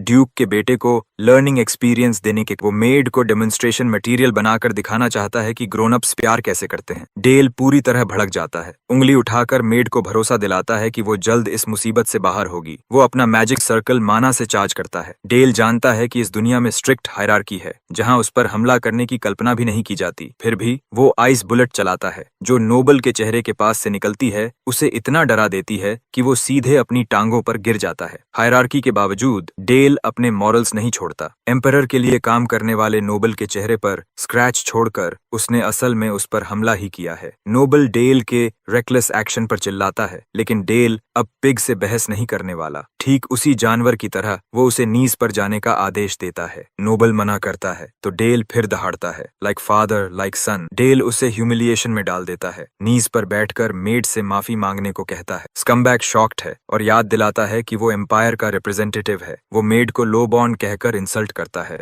और दावा करता है कि उसका नील करना एम्परर का अपमान होगा। डेल उसे कॉर्नर करता है और सार्कास्टिकली पूछता है, क्या एम्परर को भी कोर्ट रूम में औरतों से छेड़छाड़ पसंद है? ये इंसल्ट इतनी भारी होती है कि नोबल चीख पड़ता है। तभी ड्यूक और बाकी नोबल्स आ जाते हैं। लॉर्ड क्रिम्सन तमाशा देखकर मजे लेता है और कमेंट्री करता है, सिर्फ ड्यूक को इरिटेट करने के लिए। डेल का पिता गुस्से में दहाड़ता है। यंग मास्टर साफ कहता है, इस आदमी ने हाउस सैक्सन की मेड पर हमला किया। सबसे ज्यादा डिसअपॉइंटिंग बात यह है कि उसका पिता भी शुरुआत में नोबल का पक्ष लेता है, रॉयल रिस्पेक्ट निभाने के लिए। डेल फिर भी उस स्नॉटी नोबल को नीचे रहने की धमकी देता है। वो अपने पिता के आदेश की परवाह नहीं करता और ड्यूक के सामने खड़ा होकर बोलता है। वो कहता है, रॉयल कोर्ट से आए गेस्ट्स को इंटेग्रिटी के साथ पेश आना चाहिए, लेकिन इस लाल बालों वाले क्रीप ने मेड पर हमला करके हाउस सैक्सन का अपमान किया है, इसलिए वो इसे ऐसे ही जाने नहीं देगा। ये सुनकर लॉर्ड क्रिम्सन चुप्पी तोड़ता है। हैरानी की बात, वो यंग मास्टर का साथ देता है और कहता है कि लो बॉर्न मेड पर हमला करना शर्मनाक है। पनिशमेंट के तौर पर मर्केउस आग जलाता है और उसे जिंदा जलाने की घोषणा करता है। हेल्पलेस इंसेक्ट भागने की कोशिश करता है, मर्सी की भीख मांगता है, लेकिन रेड टावर का मास्टर रूथलेस है। उसकी फ्लेम्स किसी को नहीं छोड़ती। आग प्रो तक पहुंचती है, उसका शरीर जलता है। वो एगनी में चिल्लाता है। नोबल राख में बदल जाता है। यूरस बॉय की तारीफ करता है। सच बोलना ही रॉयल फैमिली के मोल्स को साफ करने का तरीका है। लॉर्ड क्रिम्सन डेल के फ्यूचर को लेकर खासा इंटरेस्टेड दिखता है और यही बताता है कि उसकी ताकत कितनी खतरनाक है। समय के साथ हंगामा शांत होता है। रॉयल कोर्ट के नोबल्स हाउस सैक्सन छोड़ देते हैं। टाइम पास होता है और आखिरकार ईव यंग मास्टर को नींद से जगाने आती है। डेल उसे मदद के लिए धन्यवाद देता है, लेकिन ईव घबराई हुई है, चेहरे पर उदासी साफ। डेल पूछता है, क्या हुआ? मेड उसकी बहादुरी के लिए धन्यवाद देती है, कहती है कि उसे सर्व करने पर गर्व है, लेकिन वो बस यही नहीं कहना चाहती। डेल उसके चेहरे से समझ जाता है वो कुछ छुपा रही है। दो दुनियाओं का एक्सपीरियंस रखने वाला ये बॉय जानता है जब कोई दिल में बात दबाए बैठा हो डेल कैजुअली उसे थैंक्स करता है, ये याद करते हुए कि फैमिली का एल्डेस्ट सन होने के नाते उसे इंटेग्रिटी के साथ एक्ट करना होगा जब तक कि ये एम्पायर को डिस्ट्रॉय करने के उसके गोल्स को सर्व करता रहे। इसी बीच उसके फादर ने उसे तुरंत अपने ऑफिस में बुलाया। ड्यूक को डेल के हालिया बिहेवियर को लेकर अजीब सा फीलिंग आ रहा है और वो बॉय के डिसीजंस पर सवाल उठा रहा है। सिचुएशन को समझने के लिए डेल सीधे पूछता है, क्या बात है? तभी डेल एक चिलिंग फन फैक्ट सामने रखता है। वो बताता है कि दूसरे वर्ल्ड से आया हीरो बारडेल के साथ ही मारा गया था। अगर ऐसा नहीं हुआ होता तो अगला हीरो हाउस सैक्सन से ही पैदा होता। ये बात उसके फादर को जोर का झटका देती है और वो इस क्लेम को डिनाई कर देता है, लेकिन डेल पूरी कन्विक्शन के साथ आगे बोलता है। उसने एम्पायर की स्कीम अपने प्रीवियस लाइफ में खुद सुनी थी। एम्पायर ने जानबूझकर हीरो हानुम को बैक स्टैब किया, क्योंकि अगर वो ऑपोजिट साइड चला जाता तो वो उनके लिए सबसे बड़ा ऑब्स्टिकल बन जाता। डीमन किंग को हराकर वर्ल्ड में पीस लाने के बावजूद एम्पायर ने उसके डोमेन को खत्म नहीं किया। इंस्टेड उन्होंने उसे अपने पर्सनल टेरिटोरी की तरह कल्टिवेट करना शुरू कर दिया। एलिमिनेशन के बजाय एक्सप्लॉयटेशन चुना गया। इतना ही नहीं,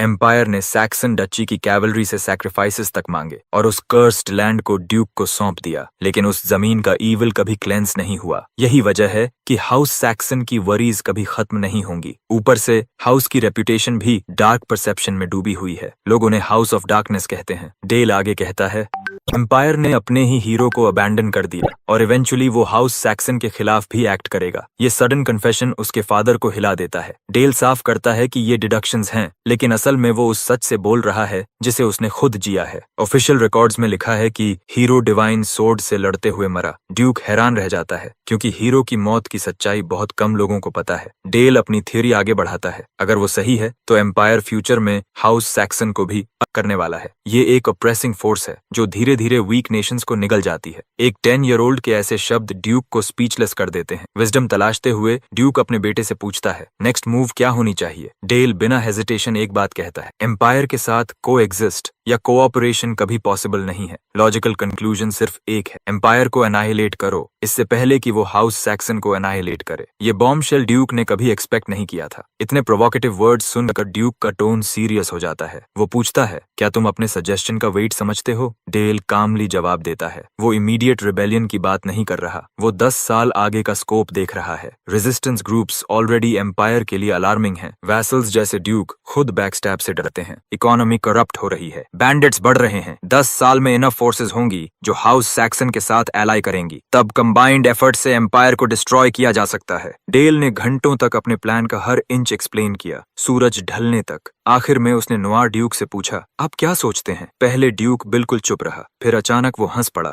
एकदम फ्री, खुलकर। वो मान लेता है कि उसे अपने बेटे पर गर्व है। डेल वो पर्सपेक्टिव्स देख पा रहा है जो वो खुद नहीं देख सका। ड्यूक तय करता है कि वो डेल को सिर्फ बेटे की तरह नहीं देखेगा, वो उसे ऑफिशियली अपना ट्रू एयर घोषित करता है। वो वही इंसान होगा जो एक दिन हाउस सैक्सन को लीड करेगा। डेल भी अपने अचीवमेंट्स पर प्राउड है। उसने इस दिन के लिए बहुत मेहनत की थी। अब हाउस को अपनी विल से मैनिपुलेट करने का फ्यूचर दिखाई दे रहा है। ड्यूक उसे फुल परमिशन देता है, कुछ भी कहने और फैमिली डिसीजंस इन्फ्लुएंस करने की। डेल जानता है कि अब वो अपने पॉप्स के साथ शोल्डर टू शोल्डर खड़ा है। उसका पहला ऑर्डर नहीं बल्कि एक रिक्वेस्ट है, नेक्रोपोलिस में टावर ट्रायल लेने की। और ये कोई आसान ट्रायल नहीं है, ये वही गेम है जो मेजेस की रैंक तय करता है। मैजिक टावर के गार्डियंस के सामने हायर लेवल गार्डियंस को हराने से रैंक और ऊपर जाती है, और अंत में कोई टावर एल्डर का रैंक भी हासिल कर सकता है। जो लोग बिल्कुल टॉप तक पहुंचते हैं उन्हें मैजिक टावर मास्टर का टाइटल दिया जाता है। ड्यूक इस डिसीजन से सहमत है, लेकिन उसे अपने बेटे की जान की चिंता है। टावर किसी के लिए भी खतरनाक है, खासकर तब जब डेल ने अभी तक थर्ड सर्कल पूरा नहीं किया है। लेकिन बॉय पूरे कन्विक्शन के साथ कहता है कि वो जल्द ही थर्ड सर्कल टॉपल कर देगा। नॉर्मली थर्ड सर्कल किसी मेज को उसके 20s में ही मिलती है। जीनियस प्रोडिजी के लिए भी ये आसान नहीं होता। फिर भी डेल इस डिसीजन पर अड़ा हुआ है। हाउस सैक्सन के लिए उसका पहला गोल है टावर ट्रायल कॉन्कर करना और दुनिया के सामने अपनी ताकत प्रूव करना। इस तरह कोई भी थ्रोन के एयर के रूप में डेल की अथॉरिटी पर सवाल नहीं उठा पाएगा। ड्यूक समझ जाता है कि उसका बेटा कितना कनिंग है और वर्ल्ड के सामने स्टनिंग रेपुटेशन बनाना चाहता है। स्माइलिंग करते हुए ड्यूक डेल को उसके जजमेंट पर भरोसा सौंप देता है। डेल के चेहरे पर खुशी छलक उठती है। कुछ दिनों बाद हम सिटी ऑफ डेथ पहुंचते हैं। एस्कॉर्ट के साथ ड्यूक ऑफ सैक्सन कैरेज से उतरता है और सब रिस्पेक्टफुली ग्रीट करते हैं। उसके साथ उसका मिनी वर्जन डेल भी है, जो समझ रहा है कि ये चैलेंज उसकी अच्छी खासी पिटाई करने वाला है। यहाँ लोग पहले से ड्यूक के बेटे की तारीफों के गीत गा रहे हैं, एम्पायर का अनमैच्ड पोटेंशियल। वहीं कुछ लोग बड़बड़ा रहे हैं, बॉय की कैपेबिलिटी पर शक करते हुए। वो डेल की ताकत को जोक कहते हैं, मानने को तैयार नहीं कि ये बच्चा कैवल कैवलरी नाइट्स के लेवल का हो सकता है। अकेडमी ग्रेजुएट वेलिक खुद को टफ समझता है और ट्रायल का फेवरेट मानता है। ड्यूक और डेल का स्वागत एरिस करती है, टावर की एल्डर और ऑफिशियल एस्कॉर्ट। नुआर ड्यूक की एब्सेंस में वही एडमिनिस्ट्रेशन संभालती है। डेल के फादर बताते हैं कि ट्रायल के दौरान वही उसकी देखरेख करेगी। डेल एरिस के साथ चलता है और जानता है कि उसके साथ 59 और अकेडमी ग्रेजुएट्स भी ट्रायल देने वाले हैं। अरीना अनवेल होती है। सामने विशाल कॉलिसियम है जहां इंप्रेसिव कैंडिडेट्स खड़े हैं। एरिस फॉर्मली कंटेस्टेंट्स को ग्रीट करती है। होस्ट होने के नाते वो ट्रायल के फर्स्ट ईयर के रूल्स एक्सप्लेन करती है। सबसे पहले लाइफ नेकलेस का पर्पस बताया जाता है। ट्रायल बैटल रॉयल फॉर्मेट में होगा जहां लाइफ पॉइंट्स विनर्स और लूजर्स तय करेंगे। नेकलेस वेरर को स्पेल की ट्रू डैमेज से प्रोटेक्ट करेगी, लेकिन अगर ओपोनेंट की स्पेल प्रॉपरली हिट करती है तो नेकलेस का शील्ड एक्टिवेट होगा और कैंडिडेट एलिमिनेट माना जाएगा। मतलब एक क्लीन हिट और ओपोनेंट बाहर। सक्सेसफुल अटैकर को अपनी नेकलेस पर 1 पॉइंट मिलेगा। जिनके पास 3 या उससे ज्यादा पॉइंट्स होंगे वो टावर के नेक्स्ट ईयर में पहुंचेंगे। आखिर में एक अहम रूल, आर्टिफैक्ट्स अलाउड नहीं है। इसका मतलब डेल अपनी ऑल पावरफुल क्लोक से चीट नहीं कर सकता।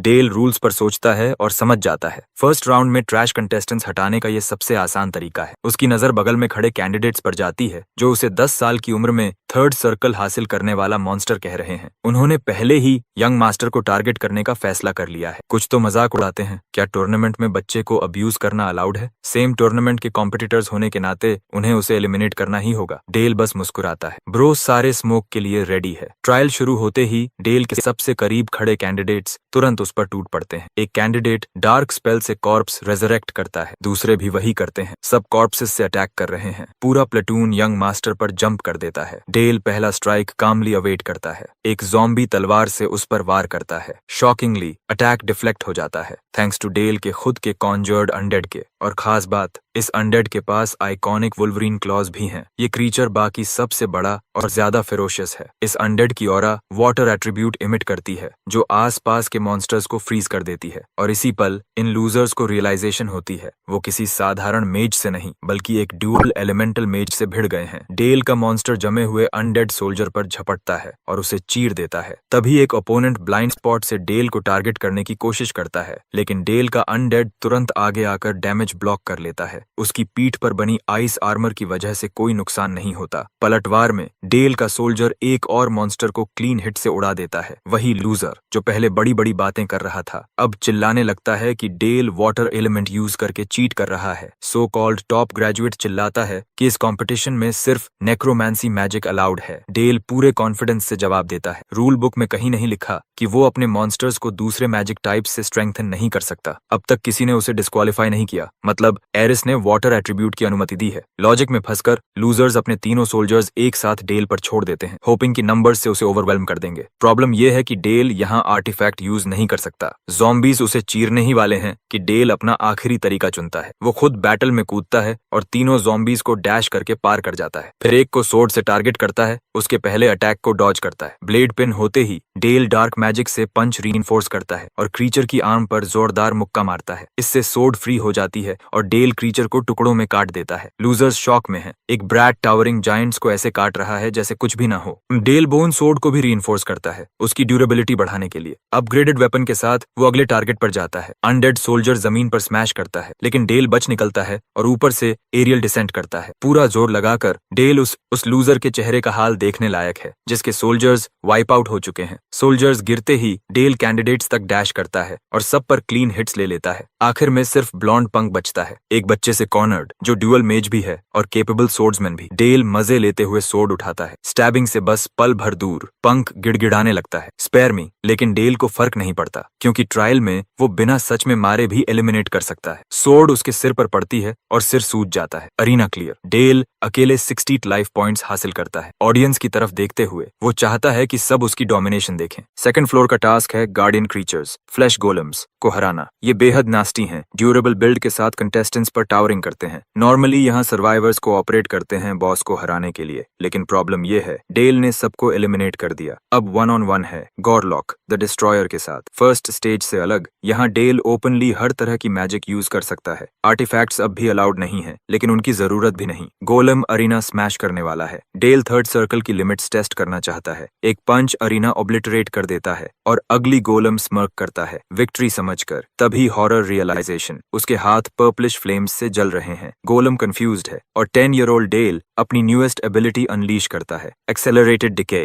ड्यूक और एरिस दोनों चौंक जाते हैं। डेल चाहता तो आर्म डिस्ट्रॉय कर सकता था, लेकिन उसने रॉट चुना। डेल सोचता है हीरो हानुम के समय उसकी मेन स्ट्रैटेजी थी बायोकेमिकल वॉरफेयर। समय के साथ क्रीचर वेस्टेड रिमेन्स के पूल में बदल जाता है। सिंपल पॉइंट ऑफ कांटेक्ट से ही गोलम खत्म। यही बायोकेमिकल वॉरफेयर अब उसके ब्लैक मैजिक आर्सेनल का कोर है। डेल एग्जाम में ब्लिट्स करता है, सारे 10 टीयर्स क्लियर करता है और नया रिकॉर्ड सेट करता है। इसके बाद डेल को 11th ट्रायल तक 4 दिन का रेस्ट दिया जाता है। उसके अलावा कैंडिडेट जो बाकी लूजर्स कंपटीशन में एंटर हुए थे, उन्हें रीट्रायल प्रोसीजर से गुजरना पड़ता है। कुल 59 कैंडिडेट्स को दोबारा मौका मिलता है ताकि वे अपनी जगह वापस अर्न कर सकें। उसी रात डेल फाउंटेन के पास खड़ा होता है। तभी अचानक उसकी टीचर सोफिया सामने आती है और उसे शानदार परफॉर्मेंस के लिए कंग्रेचुलेट करती है। डेल अपनी सक्सेस का क्रेडिट पूरी तरह उसे देता है, एक ऐसी बात जो सोफिया को बेहद प्राउड महसूस कराती है। लेकिन भाई, इस बच्चे के पास तो टाइटेनियम ट्रकलोड बॉल्स हैं। ये लड़का अपनी ही टीचर को डेट पर चलने के लिए पूछ लेता है। एल्फ एक पल के लिए उसकी रीज से हिल जाती है। असल में डेल बस सिटी फेस्टिवल में उसके साथ जाना चाहता था। सोफिया रिक्वेस्ट एक्सेप्ट कर लेती है और डेल अंदर ही अंदर खुशी से उछल पड़ता है। उसके पूछने के तरीके से सोफिया के चीक्स हल्के गुलाबी हो जाते हैं और वो सोचने लगती है, क्या इस बच्चे को सच में पता भी है कि डेट होती क्या है? हकीकत में डेल अपने मन ही मन हंस रहा होता है, क्योंकि उसे पता है कि उसने उसकी हेड पूरी तरह मेस कर दी है। कट करते हैं सिटी ऑफ द डेड के फेस्टिवल पर। सेफिया और डेल साथ चलते हैं। यंग मास्टर इतना खतरनाक ट्रायल देने के बाद भी बिल्कुल ठीक दिख रहा है। वो उन 3 दिनों के रेस्ट को भी एंजॉय कर रहा है। कुछ देर खामोशी में चलने के बाद दोनों खूबसूरत फुल मून को देखते हैं। जापानीज कल्चर में मून को ब्यूटीफुल कहना इनडायरेक्ट तौर पर आई लव यू कहने जैसा माना जाता है। एनीवे, डेल अपनी टीचर से बात शुरू करने के लिए स्ट्रगल कर रहा है, लेकिन साथ ही उसे एक अजीब सी शांति भी महसूस होती है। वो हमेशा उसके साथ सेफ फील करता आया है। वो इकलौती इंसान है जिसने शुरुआत से उस पर भरोसा किया। उसके दिल का एक हिस्सा उसके और करीब आने की चाह भी रखने लगा है। ये डायरेक्शन सच में अनएक्सपेक्टेड हो रही है। थर्ड सर्कल को ब्रेक करने से पहले डेल ने अपनी टीचर की गाइडेंस पर भरोसा करके अपने इनर वर्ल्ड का सामना किया था। सेकंड सर्कल की माना ओवरफ्लो लिमिट को पार किए बिना आगे बढ़ना नामुमकिन था। माना रैम्पेज के दर्द को झेले बिना थर्ड सर्कल की पावर मिल ही नहीं सकती थी। लेकिन वही पेन डेल के लिए सबसे बड़ी हर्डल बन गया। उसे हमेशा बिट्रेयल की जलन याद रहती थी और फिर अचानक वो खुद को एक फ्रोजन व्हाइट खाली स्पेस में पाता है। मेडिटेशन में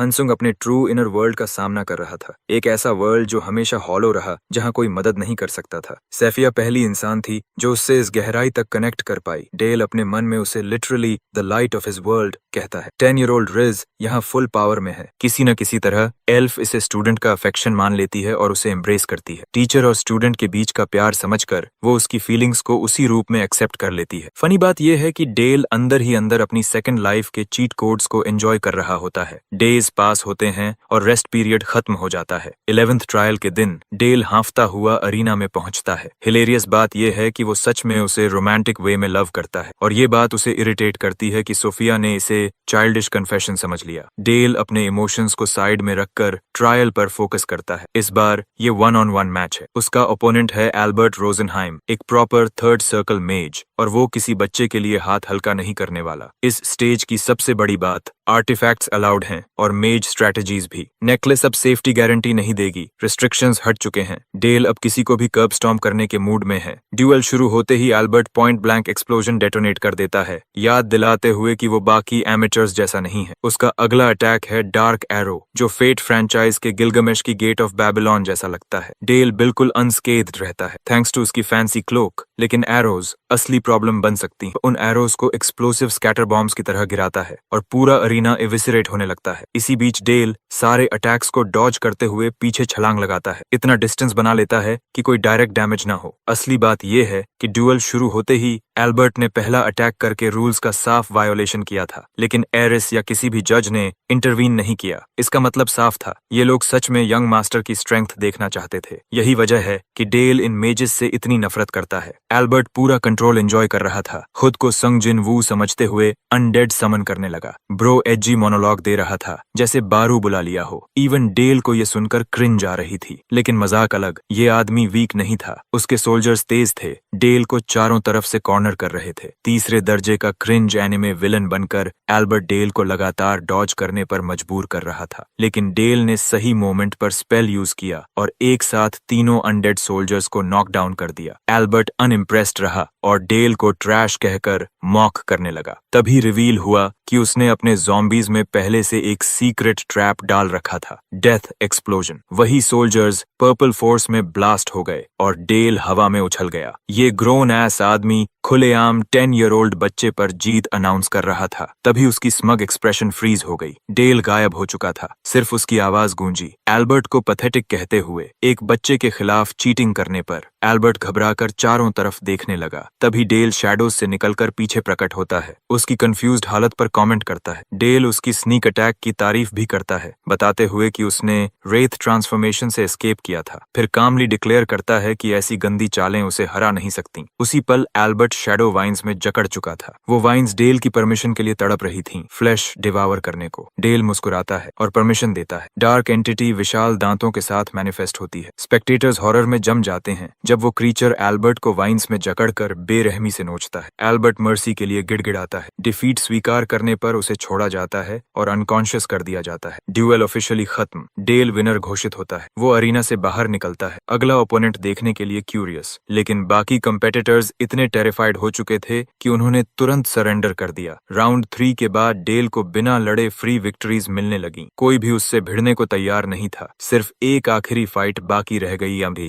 ट्रायल के दौरान डेल ने अपने तीनों मैजिक सर्कल्स पर मास्टरी हासिल कर ली। टियर 20 पर आखिरकार उसे एक वर्दी ओपोनेंट मिला, हेडलेस नाइट। ये अनडेड टावर के एल्डर्स में से एक की क्रिएशन था। ऑरा इतना भारी कि कहा जा रहा था ये ओपोनेंट यंग मास्टर भी नहीं हरा सकता। डेल सरप्राइजेस और प्लॉट ट्विस्ट्स पसंद करता है। वो शांति से इंतजार करता है। उसकी डार्कनेस कंट्रोल इतना ओवरवेलमिंग था कि पूरा अरीना कांप उठा। हेडलेस नाइट, जो उसे चैलेंज करने आया था, अचानक घुटनों पर बैठ गया और अपने नए मास्टर की सेवा स्वीकार कर ली। लेकिन यहीं सब खत्म नहीं हुआ। नाइट अपने इनर वर्ल्ड के गिल्ट से टूट चुका था। अचानक उसकी चेस्ट में तलवार घुसती है और वो खुद अपनी लाइफ एंड कर लेता है। फाइट वहीं खत्म। वो अपने पुराने मास्टर को बिट्रे नहीं कर पाया, इसलिए खुद को मिटा दिया। डेल इस सीन को एंजॉय करता रह गया, आसपास के रिएक्शंस भूलते हुए। लोग स्टन्ड थे। किसी ने कभी डार्कनेस क्रीचर को ऐसा बिहेव करते नहीं देखा था। ये क्लियर प्रूफ था कि ये 10-year-old लड़का टावर एल्डर के बराबर स्ट्रेंथ रखता है। प्राइड के साथ डेल आगे बढ़ता है। पीछे लोग सोचते रह जाते हैं अब उसका अगला कदम क्या होगा। अगर वो यहाँ से वापस जाता है तो आगे असेंड नहीं कर पाएगा। लेकिन यंग मास्टर का इरादा टावर के एंड तक जाने का बिल्कुल नहीं था। डेल अपना पर्पस पहले ही अचीव कर चुका था। अगर वो इससे आगे जाता तो उसकी लाइफ टेरिफाइंग मॉन्स्टर्स के सामने खतरे में पड़ जाती। इसी के साथ ट्रायल ऑफिशियली कंक्लूड हो गया। बाहर निकलते समय ड्यूक सैक्सन और उसका बेटा लोगों के बीच से गुजरे, जहां हर तरफ सुप्रीम रिस्पेक्ट था। मेजेस ने उस बच्चे को अपने बराबर ट्रीट किया। उसकी डोमिनेटिंग परफॉर्मेंस की वजह से डेल का एग्जिस्टेंस नॉर्थ के टेरिटरीज को यूनाइट करने लगा। ड्यूकडम के दूसरे हिस्सों में नाइट्स मॉन्स्टर्स का स्लॉटर कर रहे थे। कैवलरी पूरी ताकत से लड़ रही थी और उनका फोकस सिर्फ यंग मास्टर पर था। टावर ट्रायल खत्म होते ही डेल को एक ऑर्क एक्सटर्मिनेशन स्क्वाड की कमांड दे दी गई। ये ड्यूटी इतनी कॉम्प्लेक्स थी कि 10-year-old के लिए इम्पॉसिबल मानी जाती थी। लेकिन इस बच्चे पर कभी डाउट नहीं किया गया, कभी भी नहीं। सबने उसे राइटफुल एयर माना, जिसने नॉर्थ की स्ट्रेंथ को फिर से जोड़ा। ब्रो सच में जॉन स्नो वाइब्स दे रहा था या कुछ वैसा ही। मिशन के बाद डेल अपने पिता के पास लौटा और रिपोर्ट दी कि करीब 125 ऑर्क्स स्लॉटर किए गए। कैजुअलिटीज कोई नहीं, सिर्फ माइनर इंजरीज। ड्यूक स्टन्ड हो गया और पूछा क्या डेल ने मैजिक से हेल्प की थी। डेल ने साफ मना कर दिया। उसने क्रेडिट पूरी तरह कैवलरी की सोर्ड्स और डिसिप्लिन को दिया। प्राउड होकर ड्यूक ने अपने बेटे की तारीफ की। कमांडर हेलमेट भी सीरियसली इम्प्रेस था कि एक 10-year-old ग्रुप कमांड इतनी परफेक्टली कर सकता है। असल में हेलमेट ही था जिसने डेल को मिलिट्री स्ट्रेटेजी और सोर्ड्समैनशिप सिखाई थी। Bro literally best of the best से सीख रहा था। हेलमेट को एहसास हो गया कि प्रॉपर टेरिटोरियल वॉर्स आने में ज्यादा समय नहीं लगेगा। ये थॉट डेल को एक्साइट कर रही थी। उसे एक नया चैलेंज चाहिए था। अब चलो शार्लेट की प्रोग्रेस पर वापस चलते हैं। वो पहले से कहीं ज्यादा तेज हो चुकी थी। रेपियर विल्डर की प्रिसाइज स्ट्राइक्स डॉज करना मुश्किल हो रहा था, लेकिन डेल मौके निकालकर रिटेलिएट करता। शार्लेट की डिफेंस अब सॉलिड थी, लेकिन डेल उसे लगातार चार्जेस से ओवरवेल्म कर रहा रहा था। फिर भी उसकी सडन स्टैब डेल को सरप्राइज कर गई। उसकी ग्रोथ फास्ट थी, लेकिन फिर भी वो खुद को डेल से इंफीरियर मानती थी। आखिर वो थर्ड सर्कल मेज था जिसने टावर का 20th टियर क्रॉस कर लिया था। लोग डेल की अचीवमेंट्स इतने चैंपियन कर रहे थे कि शार्लेट सुन सुनकर थक गई। डेल हंसता है और उसे अश्योर करता है कि उसका समय भी आएगा। वो डेस्टिन्ड है स्ट्रांग बनने के लिए। वो ऑलरेडी नॉर्मल 10-year-old से कहीं ऊपर है। शार्लेट को ये बात डिमीनिंग लगी। उसे पसंद नहीं आया कि डेल उसे बच्ची समझ रहा है। मजेदार बात ये कि डेल कैजुअली एडमिट करता है कि वो ऑलरेडी एडल्ट है, जिसे शार्लेट एक जोक समझ लेती है। ट्रेनिंग के बाद डेल अपने अंकल हेलमेट के सामने बैठता है। सर हेलमेट उसे एक नई टैक्टिक सिखाता है, हैमर एंड एनविल। बैटल में कैवलरी का काम होता है एनिमी को चारों तरफ से क्रश करना, जबकि इन्फेंट्री डिफेंस संभालती है। इस टैक्टिक का नाम कैवलरी की ऑफेंसिव पावर पर आधारित है। डेल दोनों दुनियाओं की वॉर्स में सिमिलैरिटी महसूस करता है। लेक्चर के बीच डेल शार्लेट की ट्रेनिंग पर अपडेट पूछता है। हेलमेट सोच में पड़ जाता है। डेल जैसी टैलेंट तो नहीं, लेकिन शार्लेट अपने आप में डेंजरस फोर्स है। उसकी फाउंडेशन सेट हो चुकी है और वो ओरूरा कल्टीवेशन इनहेरिट करने की राह पर है। लेकिन एक मेजर कंसर्न है। डेल पहले से समझ चुका था कि बात किस ओर जा रही है। प्रॉब्लम शार्लेट की रेपियर स्टाइल और ब्लैक कैवलरी की सोर्ड्समैनशिप के बीच का डिफरेंस था। मेजर्स मैजिक सर्कल्स रिफाइन करते हैं, नाइट्स कल्टीवेशन और ऑरा रिफाइन करते हैं। मेजर्स मैजिक टावर्स बनाते हैं, नाइट्स ऑर्डर्स। नुआर की ब्लैक कैवलरी वॉर चैरियट्स जैसी है, रॉ फायर पावर से एनिमी को रौंद देना। शार्लेट की सोर्ड टेक्निक स्पीड पर बेस्ड है, स्ट्रेंथ पर नहीं। उसकी ब्लेड फ्लेक्सिबल और फ्री है। टैलेंट के दम पर वो शायद 7 स्वॉर्ड मास्टर्स में जगह बना ले, लेकिन उससे आगे नहीं जा पाएगी। वो कभी भी फर्स्ट स्वॉर्ड यानी इतिहास के सबसे ताकतवर स्वॉर्ड्समैन के कैलिबर तक नहीं पहुंच पाएगी। वो डिवाइन नाइट बारडेल था, शार्लेट का पिता। दुर्भाग्य से स्वॉर्ड ऑफ ब्लॉसम की लॉस्ट आर्ट अब उनके पास नहीं रही। नाइट नेशन के पतन के साथ ही वो कला भी युद्ध में खो गई। डेल सोचता है कि क्या वो टेक्निक सच में इस दुनिया से हमेशा के लिए खत्म हो चुकी है। इस चर्चा के बाद यंग मास्टर की ट्रेनिंग और ज्यादा कठिन हो जाती है। उसे मल्टीपल रिस्पॉन्सिबिलिटीज बैलेंस करनी पड़ती हैं और उसी के साथ उसकी रेपुटेशन भी तेजी से बढ़ती जाती है। आखिरकार वो इम्पोर्टेंट समय आ गया जब उसे अपनी प्रोग्रेस के रिजल्ट्स दिखाने थे। एक दिन ड्यूक को बैरन पार्कर की तरफ से टेरिटोरियल वॉर का इन्विटेशन मिलता है। वो नोबल ड्यूक नुआर की टेरिटोरी के एक हिस्से को चैलेंज करना चाहता है। डेल को पता था कि इस दुनिया में बॉर्डर्स मॉडर्न वर्ल्ड जैसे क्लियर नहीं होते, लेकिन फिर भी एक लो टियर नोबल का हाई रैंकिंग ड्यूक को चैलेंज करना उसे पागलपन लगता है। इस पागलपन के पीछे एक गंदी सच्चाई छुपी थी। काउंट ब्रैंडनबर्ग ने बैरन पार्कर का साथ दिया था। उसने एक इंसल्ट भरा लेटर भी भेजा जिसमें लिखा था कि अगर ड्यूक माइन का कुछ प्रॉफिट सरेंडर कर दे तो वो मदद करेगा। डेल को गुस्सा भी आता है और खुशी भी, क्योंकि ये इडियट अभी तक अपने पिता से मिली ह्यूमिलिएशन नहीं भूला। यंग मास्टर मन ही मन सोचता है कि ब्रैंडनबर्ग को एक बार फिर रिमाइंडर देना पड़ेगा। ह्यूमिलिएशन के बाद ब्रैंडनबर्ग उसे पचा नहीं पाया, इसलिए उसने सीधे हमला करने के बजाय एक लो नोबल के जरिए ड्यूक से टकराव चुना। डेल डिस्गस्टेड हो जाता है और खुद नाइट्स को कमांड करने के लिए वॉलंटियर करता है, लेकिन उसके पिता तुरंत मना कर देते हैं। ड्यूक का मानना है कि डेल अभी इस तरह की लड़ाई के लिए बहुत इनएक्सपीरियंस्ड है। वो उसे डांटते भी हैं, बताते हुए कि इंसानों के बीच युद्ध मॉन्स्टर्स से लड़ने से